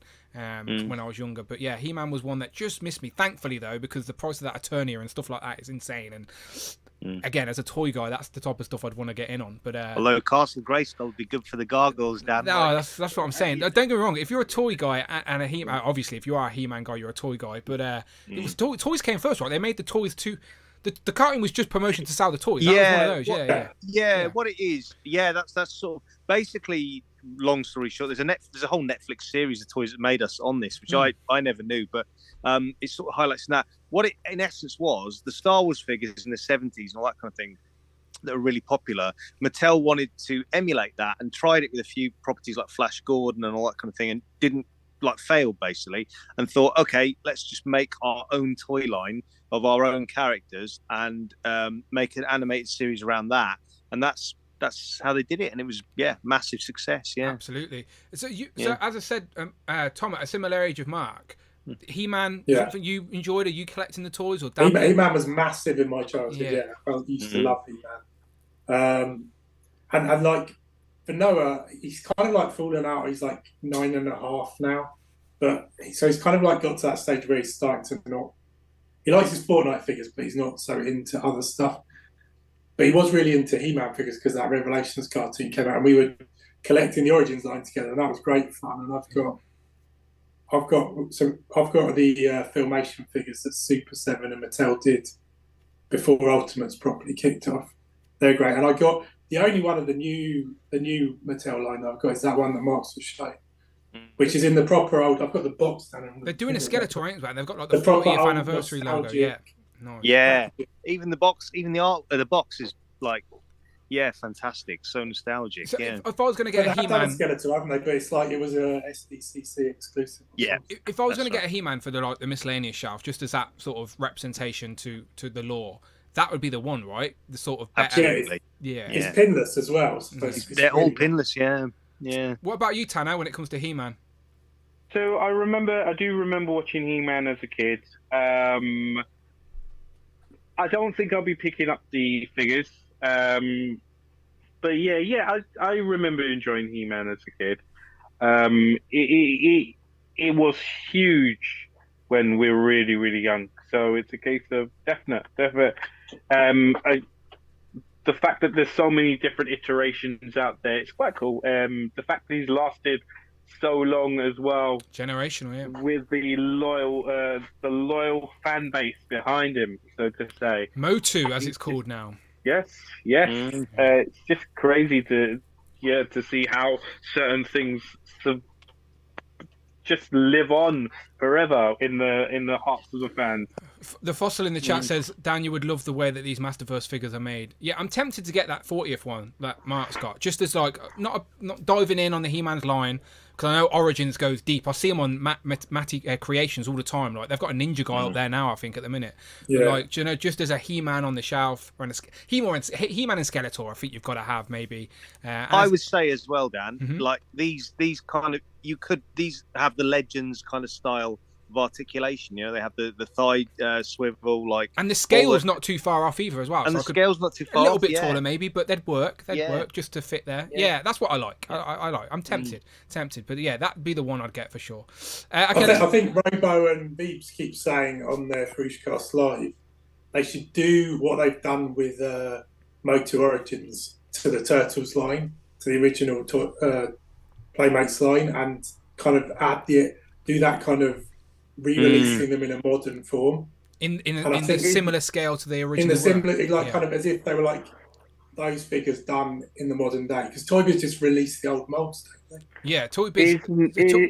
Technically, Super 7 is doing that with the old Playmates figures anyway. Yeah, but they're super. Yeah, but they charge you 50 quid a pop. Yeah, so you could have that's 15 true. quid a pop. Yeah, and also what Tom's saying is like at the sort of similar scale as the Playmates days as well, where Super 7 are they're Ultimates, ain't they? They're vamping them up a little bit, where Playmates could just continue that line. They have the license. Like they could continue the bloody toy line, but they just reissue them now. Like I've got a few of the nostalgic ones just for nostalgic, say on card and stuff, and they're literally the same molds or very similar to the original toys. Also, I'd say that, and I'm not trying to shit on Super 7 here, but the Motu Origins line is better quality than the Super 7 figures. Oh wow! And the price. It doesn't have the same accessories, but the quality of the figures is better. Yeah, nice. Yeah, Mattel's getting a lot of love. Like they're killing it with the wrestling stuff as well, and obviously Masters of the Universe. Their Eternia, people hated the HasLab price, but Eternia was like 500 odd quid. Done everything got unlocked. Do you know, so if you give the people something they actually want, and you sort of back that up with quality products and stuff, people will jump on the page. Right, I'm looking around what else I've got to show. Okay, so just as an opportunity to plug Joe's and Juice. I thought I'd show off one G.I. Joe classified. So me, Tom, and Mark we are just like me and Tanner are going to do with Turtles. We are going to do a top 10 classified, because classified are killing it this year. Like they're on the up and up, and I think the success of the Hiss tank is only going to help improve the line, as in give us more variety, give us more vehicles, maybe give the powers that be at Hasbro a little bit more confidence in supporting the G.I. Joe brand. So I do think Joe's are in a good place, and they're only going to get better, at least for the foreseeable future. So next year we know we're getting the Hiss tank, we're going to get loads of great figures undoubtedly, but this year we've got some good ones well. So again, just showing off a particular figure, which I'm sure will make an appearance in my official top 10 classified, but just as a representation to Joe's, I thought I'll show off Crocmaster, because I just love how, because I was going to show off Outback because I really liked Outback, but then when I went to my shelf to pick him up, I was like, I actually like I've had more, like I've played with Crocmaster more. Do you know, displayed him more, moved him around more, because I love his little crocodiles. Like I got one sitting on his shoulder, I got the albino one on his foot, and it's just, I don't know. And he obviously comes with this Fiona mammoth thing that I can't really fit on my display. I need to copy how Tom's done it. But yeah, tier systems don't work when something's this long, by the way. So anyway, so Crocmaster's just one of many great G.I. Joe figures this year. And I could have picked many of them. I could have picked Spirit, Storm Shadow, the Alley Vipers. Alley Viper was this year, right? They're 2021. Yeah. 22. Yeah. So yeah, again, I am going to do an official top 10, but just to plug Joe's and Juice, I thought I'd show off a G.I. Joe. So has no one else got a G.I. Joe in their list today? No. Good. Yeah. No, I don't either, actually. No, it's good. We're saving it. It's good, Mark. We're saving it for Joe. I love that Croc Hunter. That is a really great figure. Yeah. And shout out at toys_lens on Instagram has got an amazing I've seen you share his photo. Yeah, I've seen you share that today, actually. So as I said, like with Tanner, with Turtles and Tea, watch out for Joe's and Juice before the year is out, and me, Tom and Mark are going to put together our own classified top 10, because as I said, all those things about the line, I do think 2023 is going to be a great year. I met Emily at there you go. So Pentor, like I haven't opened mine yet, so like I need to open mine because he may be number one. That figure looks epic. He is so big. Yeah. I mean, he was big in the cartoon, but he is ginormous. Yeah, he's got the DNA of all these. Yeah, I'm fine with it. He needs to be big and imposing. But yeah, I need to open him and Mindbender. But yeah, anyway, we'll save all the Joe's talk for the Joe's and Juice. And remember, you got Mindbender? Yeah, I've got Mindbender. Wow. Yeah, you picked it up at MCM. Yeah, I got it at MCM. Yeah. I got it in person at MCM. I couldn't leave. I got him and the twins at MCM. I just haven't opened him yet, and I've seen a lot of people saying he's got like stains on his shoulders and stuff. So I need to sort of have a little peek at mine and see what's going on. But yes, more top 10s come in, but we'll save the Joe's talk for then. All right, Tom, over to you. Is this your last pick? I think. Is it my turn already? Yeah. I think we're on 4, not 5. Oh, okay. Go for it then. Go for him. So I've done my Mezco Rumble Society, so I'll do my Mezco licensed figure. I'm going for the Batman Golden Age, which has got just another figure that blew me out of the water this year. Because in the promo pictures, I was kind of like, well, shall I get it? Shall I not? I didn't pre-order it. And then it turned up at UK retailers quite a bit after the US. And I thought, I'll pick it up. And it's a phenomenal figure. It's just a proper old school Batman. The cape's wired really nicely. It's got like about 5 or 6 wires in it. He's got about 4 or 5 heads. He's got amazing punch effects. Reminds me of Adam West Batman. I know it's not technically Adam West Batman, but it just gives me those vibes. I suppose it's what Adam West Batman was based on. Yeah. And that was part of a 2-pack, right? 2-pack with Two-Face, with a Golden Age Two-Face. Nice. You get that one, Mark? No, I didn't, but I do think it looks like an excellent figure, yeah. And again, like it's another great. I mean, Mezco figures are like events, aren't they? They're sort of like the amount of accessories they come with, and yeah, I mean, like what you were saying down there, it does look like a great sort of representation, almost like an Adam West figure. Do you reckon you could fudge that one into like the McFarlane like actual 60th, do you know the Batman line? 66. Yeah, the 66 Batman line. Do you reckon could that be the Batman in that line, and you get some of the villains from that line? They're probably a bit. The styles are probably a bit different, yeah, but you know, you can go with it, can you? I mean, if you got that 2-pack, I'm sure they're going to do more a Joker and a Robin, and I would have thought 2-packs are pretty good, I think, because you're building a display straight away. Do you know, you've already got 2 for the shelf. Like, I do like the concept of 2-packs. Maybe not the price, but it's better than waiting another 6 Although this set months. is quite discounted at the moment in UK. Jay's in the chat says you have to get that Batman 2-pack was on sale. So interesting. The thing is, like, I don't know how much it's under 150, I think. Yeah, from Mezco again, paying for the quality. Have you tempted by any of the Batman stuff, Tanner? As I said, the only Batman I'm getting is the Mafex Hush line. Yeah, that's fair. I'm pretty much sticking with that.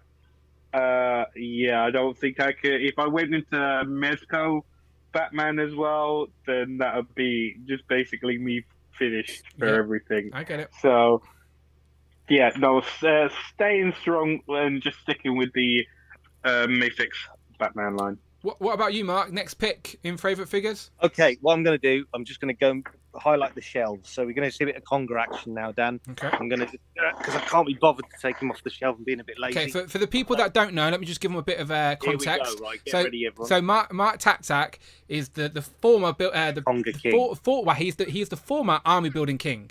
But obviously, right. Yeah, you get a taste of it now. Collecting habits, they change, and he's still, don't get me wrong, he's still got some impressive armies. But now they have formed an impressive Conga line, and because his shelves are like so thin, he literally has teams of Congas. So like, we're about to witness Mark Tak-Tak's Conga line collection. Well, I'm thinking that, but yeah, you probably will be able to see it. I don't know if it's too dark, or can you see that if I can see a little row? Yeah, there's a row of Action Force there. 2 seconds and I'll pull him off the shelf. Mark Tak saving energy prices by keeping his That's lights right, off you at home, know. all the way. Yeah. Okay, he lives in the shadows. He is Batman. He is vengeance. Yeah, I am the knight. I am the knight. So this is my number 2. I know Tom is one. It's one Tom was sort of a big fan of as well, and that is Action Force Trigger. And just because, yeah, I think actually Trigger might be my favourite sort of individual in the whole Action Force line, because he does. Don't make me regretting it anymore. Yeah. need to get him. Yeah, he just looks. He looks fantastic. He's got a great sort of aesthetic. He probably fits in with a lot of Class 5 figures. I think Tom was right when he said that. He said that previously, that he can fit in well with Class 5 figures. But yeah, probably my favourite individual Action Force figure. So yeah, that's my pick. I guess what it is with Action Force, a bit like what Tom was saying with Mezco, the Rumble Society. What's great about Action Force is it's, again, a property which, well, I suppose the name is based on nostalgia in terms of in the UK, Action Force was our equivalent of G.I. Joe, but it's a completely brand new property, so it's his own thing. And yeah, again, you can just you can read the comics to build up the lore that Bobby Valler's created if you want, or you can just kind of, create your own. Take them a figure lore at a time, just as cool military action figures. Yeah, I get it. Exactly. So while we're on Action Force, is one of your picks Action Force, Tom? Well, I was going to pick that one, but then Mark picked it. Okay, that's fine. We can give Trigger some love. The Swamp Thing. Oh, okay, cool. So yeah, so again, we will talk about Action Force on Joe's and Juice. Of course we will, because they're all within that military theme, and they're all in scale of each other as well, which is great. And there was some new product going up on the on Valorverse as well. I know maybe Mark's got that tin with $500 in it. That would be great. We can spend those dollars in our UK shops. If I do, it's going straight back to Bobby Valor, I think. Yeah, just keep it and send me some more figures. Yeah, absolutely. Yeah. But yeah, Valorverse, I think they've just got a new wave and some restocks. As I said, I need to backtrack and get Trigger. He's one I regret picking up. I've been dabbling, but Trigger does look great for sure. Okay, let's throw it over to Tanner. What's another pick from you? Before I do go into that, it's just every time you say Trigger, I always think of the only Force Horses, characters. Yeah, so I just thought I'd mention that. And okay, so for my 4th pick, I'm going to go with back to the Power Rangers, and I'm going to go with a figure that I didn't like at first, but has really grown on me as time has gone on. We are going with the Zap Megazord. Okay. Dino Megazord. Yeah, I need to get this guy. Yes, you really do. And Dragon Zord is on his way as well. So the only thing about Dragon Zord, the scale there, he's a little bit too small for my liking. But again, this guy has really, really grown on me. Like keeping him in like a battle pose. Hopefully they do some... I'm looking forward to all the Zords in the Zord Ascension line.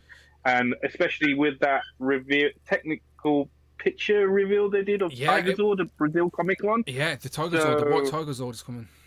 Absolutely. Yeah, so definitely. It's very exciting times for the Zords in the Zord Ascension project, to see what they do cover. Yeah, I'm just going to leave it at that, purely because of the fact that he's won me over despite me not liking him. There's multiple reviews online, and there's mixed reviews online in regards to the build quality and that and blah blah blah. But taking all that to the side, and again, for me, I've always said I collect Mighty Morphin, the Zordon era. That's what I love. I need a Zord representation in my collection. And I was eyeing up that Soul of Your Joken one for ages. No, don't buy that. That's so much That's money. what I'm saying. That's what I'm saying. I never pulled the trigger on it because it's just so much money. But that was, I thought, the best representation of a Megazord in the scale I liked. But I think the Zap one, like, I've not handled it, so I've not got hands on it. But from what I've seen, I don't share the same criticisms as everyone's out. It's like, I think it looks like the bloody Megazord, and for me, that's what's most important. And it holds its position. It holds its fighting pose. It's definitely better than the Legacy ones. Like they were very kiddish. That's got a little bit more life to it, a little bit more dynamic.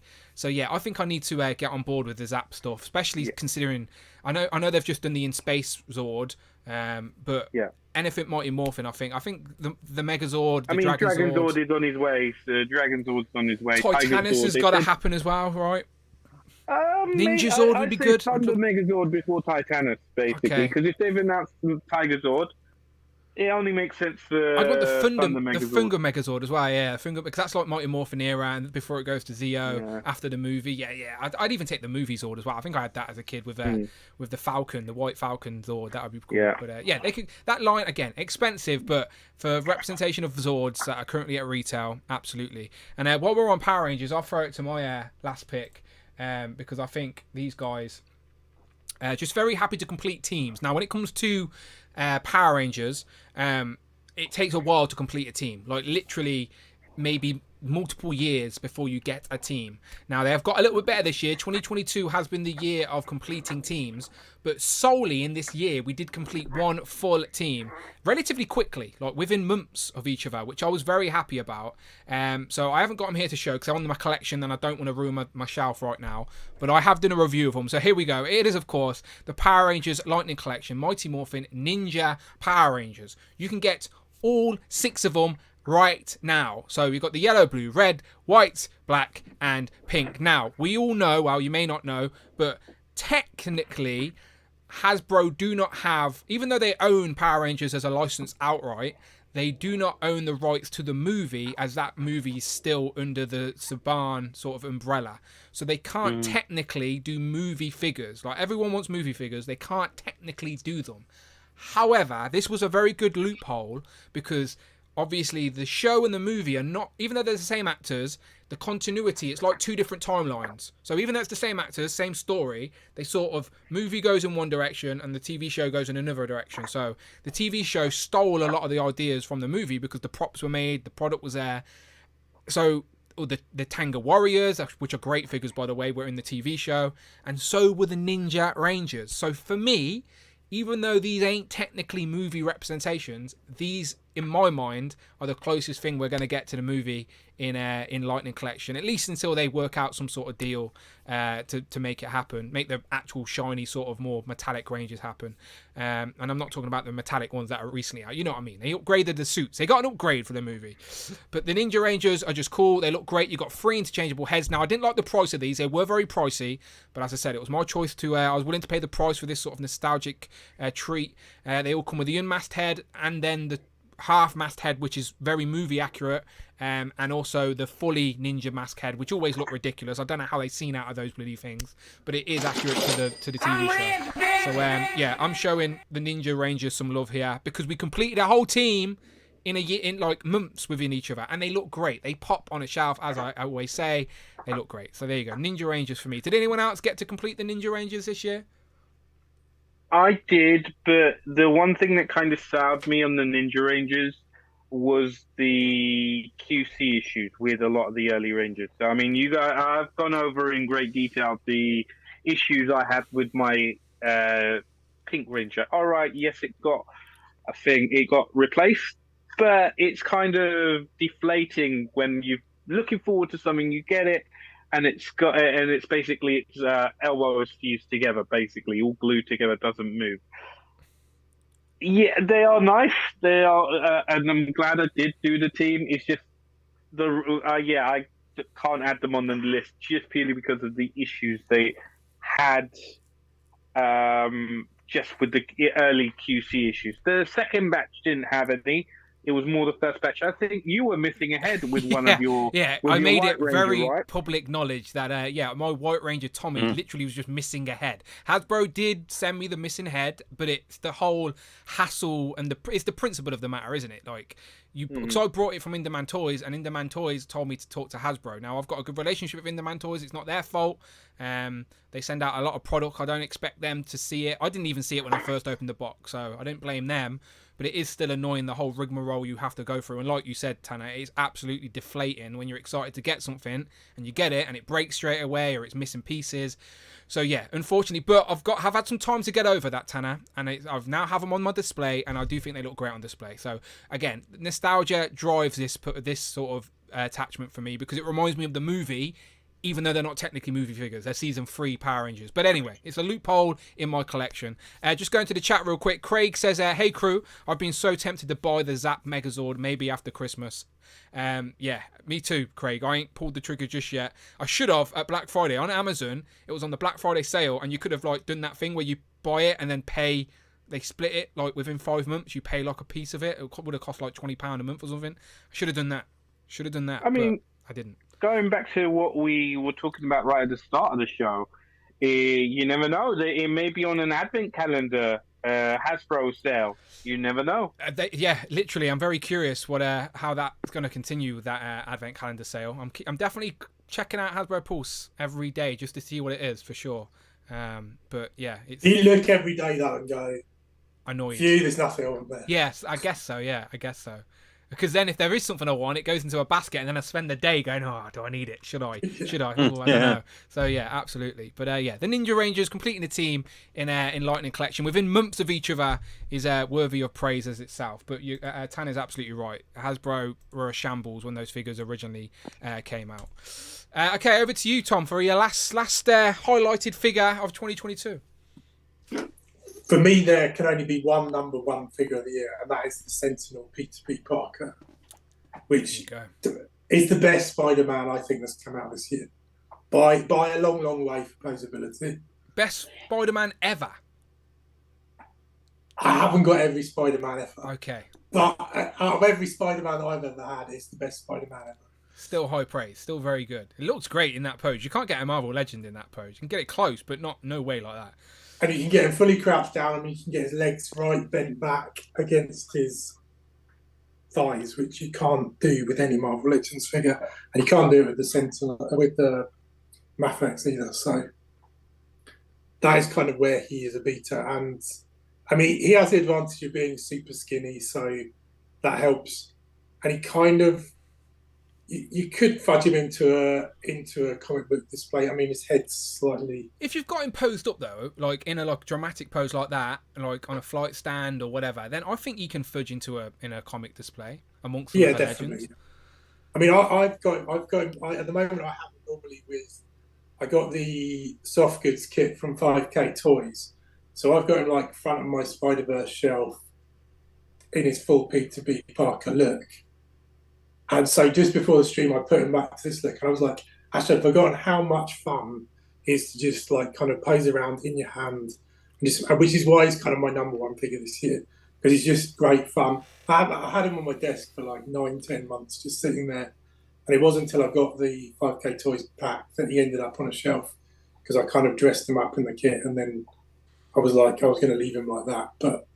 Having now got him back out, he may be on my desk for another 9 months. Like this. Absolutely, a figure that you can't put down is worthy of some love on a list like this. Because when you do sit back and start thinking about, okay, what were my favourites of the year?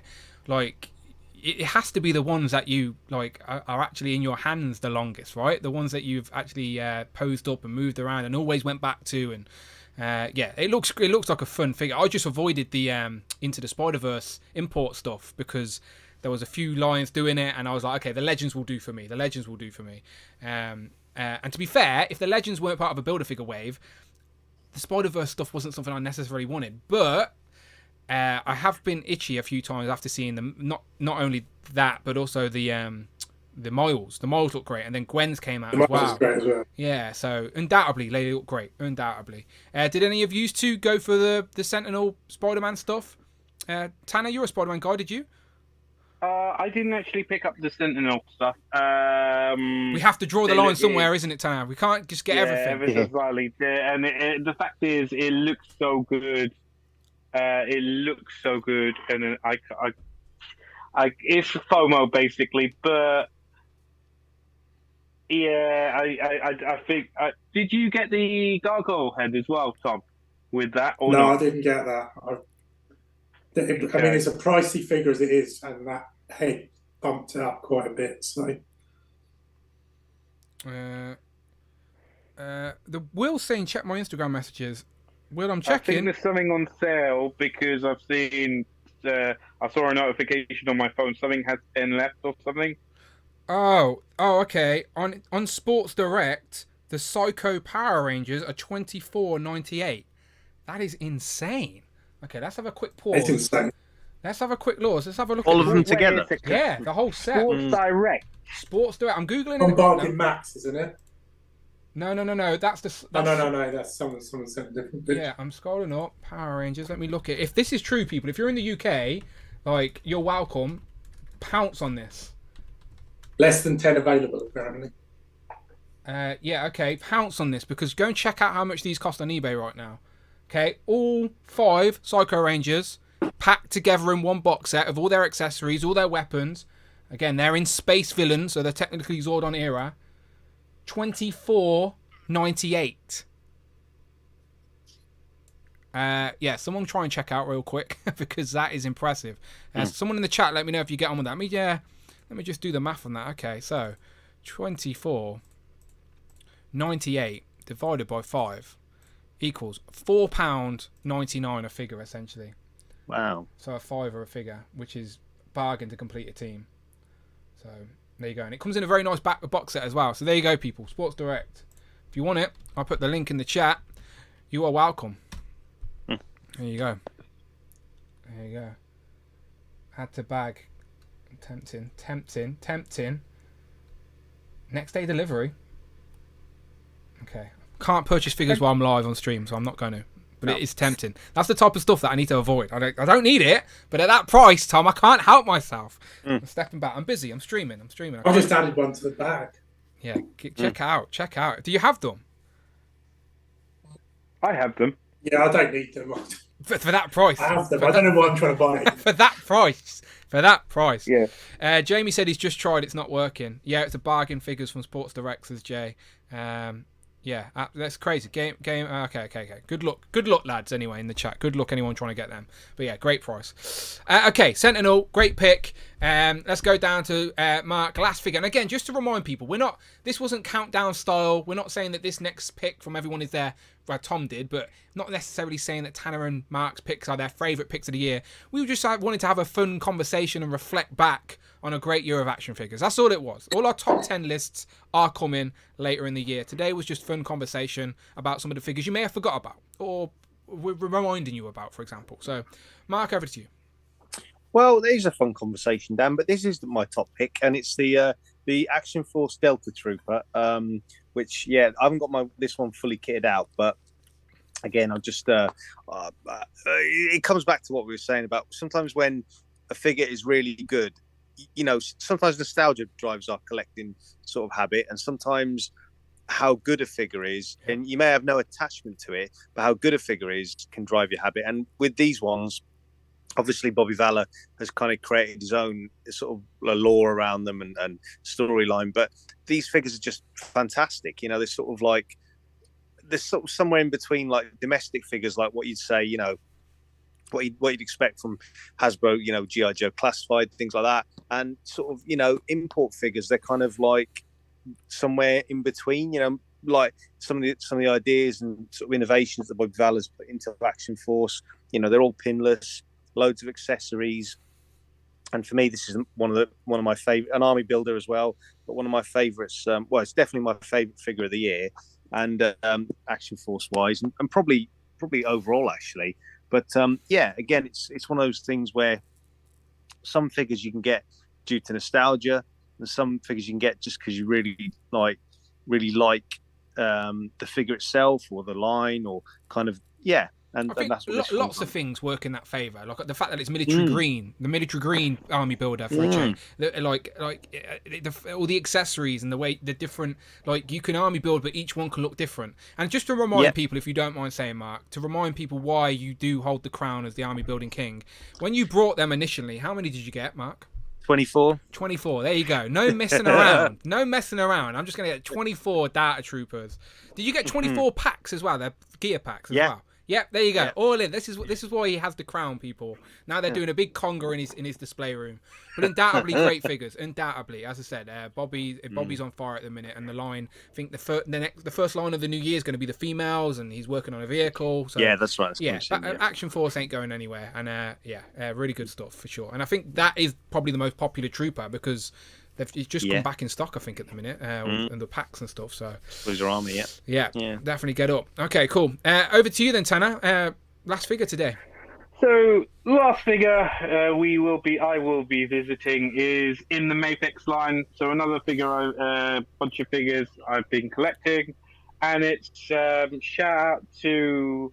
What's it called? Shout out to your boys got toys. Skydiving Batman. No, it's not. You dickhead. Yeah, I was like, is he really going there? No. So it is a Maplex line, and it's Symbiote Spidey. Oh, nice. Okay. So again, brilliant Spidey. Although one thing I've just noticed is he's got a tramp stamp. Oh no. It says Marvel just there. So it's just leaning back, and you'll never see it. Leaning back, have him standing up. Fat Joe Terror Squad style. Yes. Again, Symbiote Spider-Man, the Maplex line, as you said earlier, when they do figures right, they do figures really right. I think this hasn't got the articulation like the Sentinel Spidey, but it's just the look they've got, the cell shading on the feet. It just looks really, really good. There have been some good Symbiote Spidey figures out this year. Mm-hmm. This is definitely up there. The legend is up there as well. I think this one with the body build just kind of tips it over, and the articulation as well. Yeah, so. Absolutely. I think a lot of people at the minute are very excited to get hold of the comic one. I think it is.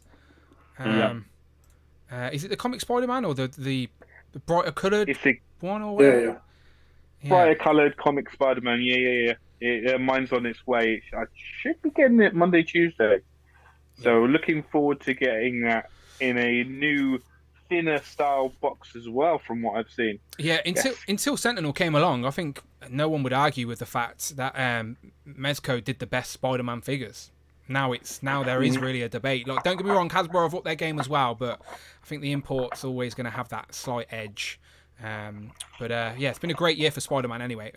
Legends, imports, so many Spider-Man figures. We could do a top 10 Spider-Man figures of the year. That's what type of year it's been. But it has been his 60th anniversary, so happy birthday, Spider-Man. And there you go. We'll wrap it up there, people. Like, I did want to just throw in one honourable mention, because at the end of the day, right, collecting is just meant to be fun.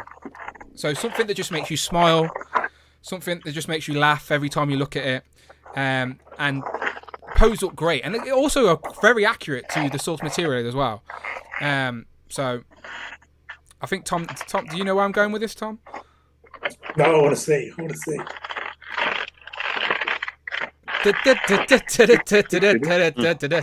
Hey, any requests? I take requests. What's that? Play that same song? Okay.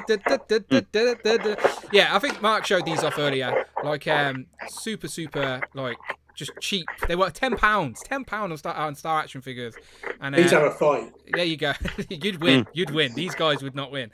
A battle of the bands. We get a Jack Black involved. He can host it. We've only got one song in our repertoire though, by the way. That's all we've got. But yeah, there you go. The Cantina band, just one of the last purchases of the year for me. And I don't buy a lot of Star Wars stuff, even though I did really get my fan favorite Old Man. Everyone loves Old Man from thingy, But yeah, there you go. So I just can't help but smile every time I see these. Now I just need to wait for that deluxe. If that deluxe one goes on sale on that calendar, I'm pulling the trigger. Absolutely. Gonna happen, I reckon. Yeah, I hope so. I'm holding out. I want that to happen, and then my band can be complete. At the minute, they're all just playing the same flute. But there you go, people. All right, let's go around the table. Let's tell the people where they can find you online, and then I'll wrap up the show. So, Tom, over to you. Where can people find you online, my friend? Mini Plastic Multiverse on Instagram. And just to say, this is my worst figure of the year. Oh no, poor April. She's just going to drive my party wagon when it happens, and then you'll never know how bad she is. But there you go. April, Super 7 April O'Neil, worst figure of the year from Tom. Sad times. Mark, where can people find you? On the YouTube channel, of course. Yeah, that's right, Dan. Yeah, you can find me on Instagram, Tac Customs, and my YouTube channel, as Dan mentioned, Tac Toys with Film. And I don't think I have a worst figure of the year, actually. I try not to. Like, don't get me wrong. There's some figures that I'm not super happy with, but yeah, I try not to. Not that I disagree with Tom, by the way. That figure, yeah, not great. The price. Yeah, exactly. It's not an appalling figure. It was actually released this year, though. I got it. That was last year. It did come out, I think, this year, but I got it for sale, so it didn't hit me as hard because for me it's just April, and you can't have the line without April. But I understand Tom's point. But if someone's paying the full price for that, it's not on par. It's not up there. But Tanner, where can people find you? So I'm going to show the mug here. So SuperTurk5000 on Instagram. Oh, look at that. Look at the merch. Yeah, got the mug, got the merch. Go and follow me on the Instagram. And also probably sometime before the end of the year, doing, as previously mentioned, the top 10 Turtles figures on Turtles and Tea. That'll be coming to you soon. Absolutely. So yeah, just to wrap up, as I said, you recognise these three gentlemen not only from Legends of Liquor, but me and Tanner on Turtles and Tea, and then me, Tom, and Mark, and Joe's and Juice. We will be doing one more stream, even if it's just like an hour before the end of the year, where we're doing our top 10 classified figures, and we'll do our top 10 total figures of the year. So stick around for that. And of course, up there in the corner, Legends and Liquor. Big show on this Sunday, okay? So you can start messaging me as soon as this stream ends if you want to be on Legends and Liquor this week. The theme, we're skipping pickups this week because as much as I love everyone, I ain't got time for everyone's pickups this week. It would be too much. We're going to get straight into top 3 Marvel Legends of the year, okay? So if you're coming on Legends and Liquor, it's to talk about your top 3 Marvel Legends of the year. So if you want to hit up, if you're a channel member at the Members Club tier, then hit me up after this stream. Tell me that you're available Sunday, and we're doing a Christmas special. Christmas attire is welcome, but not mandatory. But again, we will be starting off that stream with a Secret Santa. The UK lads, we've done a Secret Santa, so we're starting off that stream with a Secret Santa, like sort of gifts and stuff like that. So again, very fun stream. I may even throw in a bonus duck race just because it's the last one of the year. Okay, so if you want to be on the last Legends of Liquor of the year, then hit me up straight after day. And thank you to everyone who stuck around for part 2. Like, I cannot explain to you how stressed Amanda has made me today. We are 123 streams in, and the last time we had a crash or had to break the stream down was months. I don't even know if it's happened this year. Do you know, like, we were on such a great streak, and the streak is now over. Sad times. And also the streak of Brandon making a cameo is over, but he's a busy man. That was going to end at some point anyway. And to be fair to him, 123 streams is not bad going, consistently as well. But it was bound to happen eventually. But it's always nice to get some fresh faces on here. Make sure you go and follow all these on Instagram. Thank you to everyone who stuck with me during part 1 and then have joined me for part 2. Part 1 was great, by the way. If you've not watched part 1, then... yeah, I think today the word of the day, Rich isn't here, but the word of the day is part 1 was so good, all right? So right in the chat, part 1 was great, all right? If you're here on the replay, watching all the way to the end of this stream, right in the chat, or in the comments, part 1 was great. Just so everyone who comes to see this video will read the chat and go, part 1 must have been so good, I have to go back and watch part 1, all right? And then the algorithm is all well and safe, okay? So the word of the day for the replay crew is part 1 was great. All right, thank you very much, everyone. We appreciate you. Thanks to everyone in the chat. We will be back on Sunday for a mammoth Legends and Liquor, talking about our favourite legends, because you know damn well we've got some legends to talk about when it comes to 2022 as well. So let's wave them out. Goodbye, everybody. Thank you for sticking with us, and we'll see you on the next one. Bye-bye, bye-bye, bye-bye. Bye, everyone. Yeah. Lads, I don't know what to do right now. I'm going to end the stream, and I'm going to end up fighting with Amanda. I don't know what to do. Should I kick her out? She pays half the mortgage. It'll be pretty awkward. Mate, come on. I'm sure she didn't do it maliciously. I don't know. No, I don't know. She's not a fan of me streaming. It may have been an actual sabotage. I need to investigate this. Stressing me out. So angry. Goodbye, everyone. Set Teddy on her, basically. Teddy loves her too much. That wouldn't happen. They'd gang up on me, to be honest. It may be me on the street by the end of the night. Who knows? Ah, dear.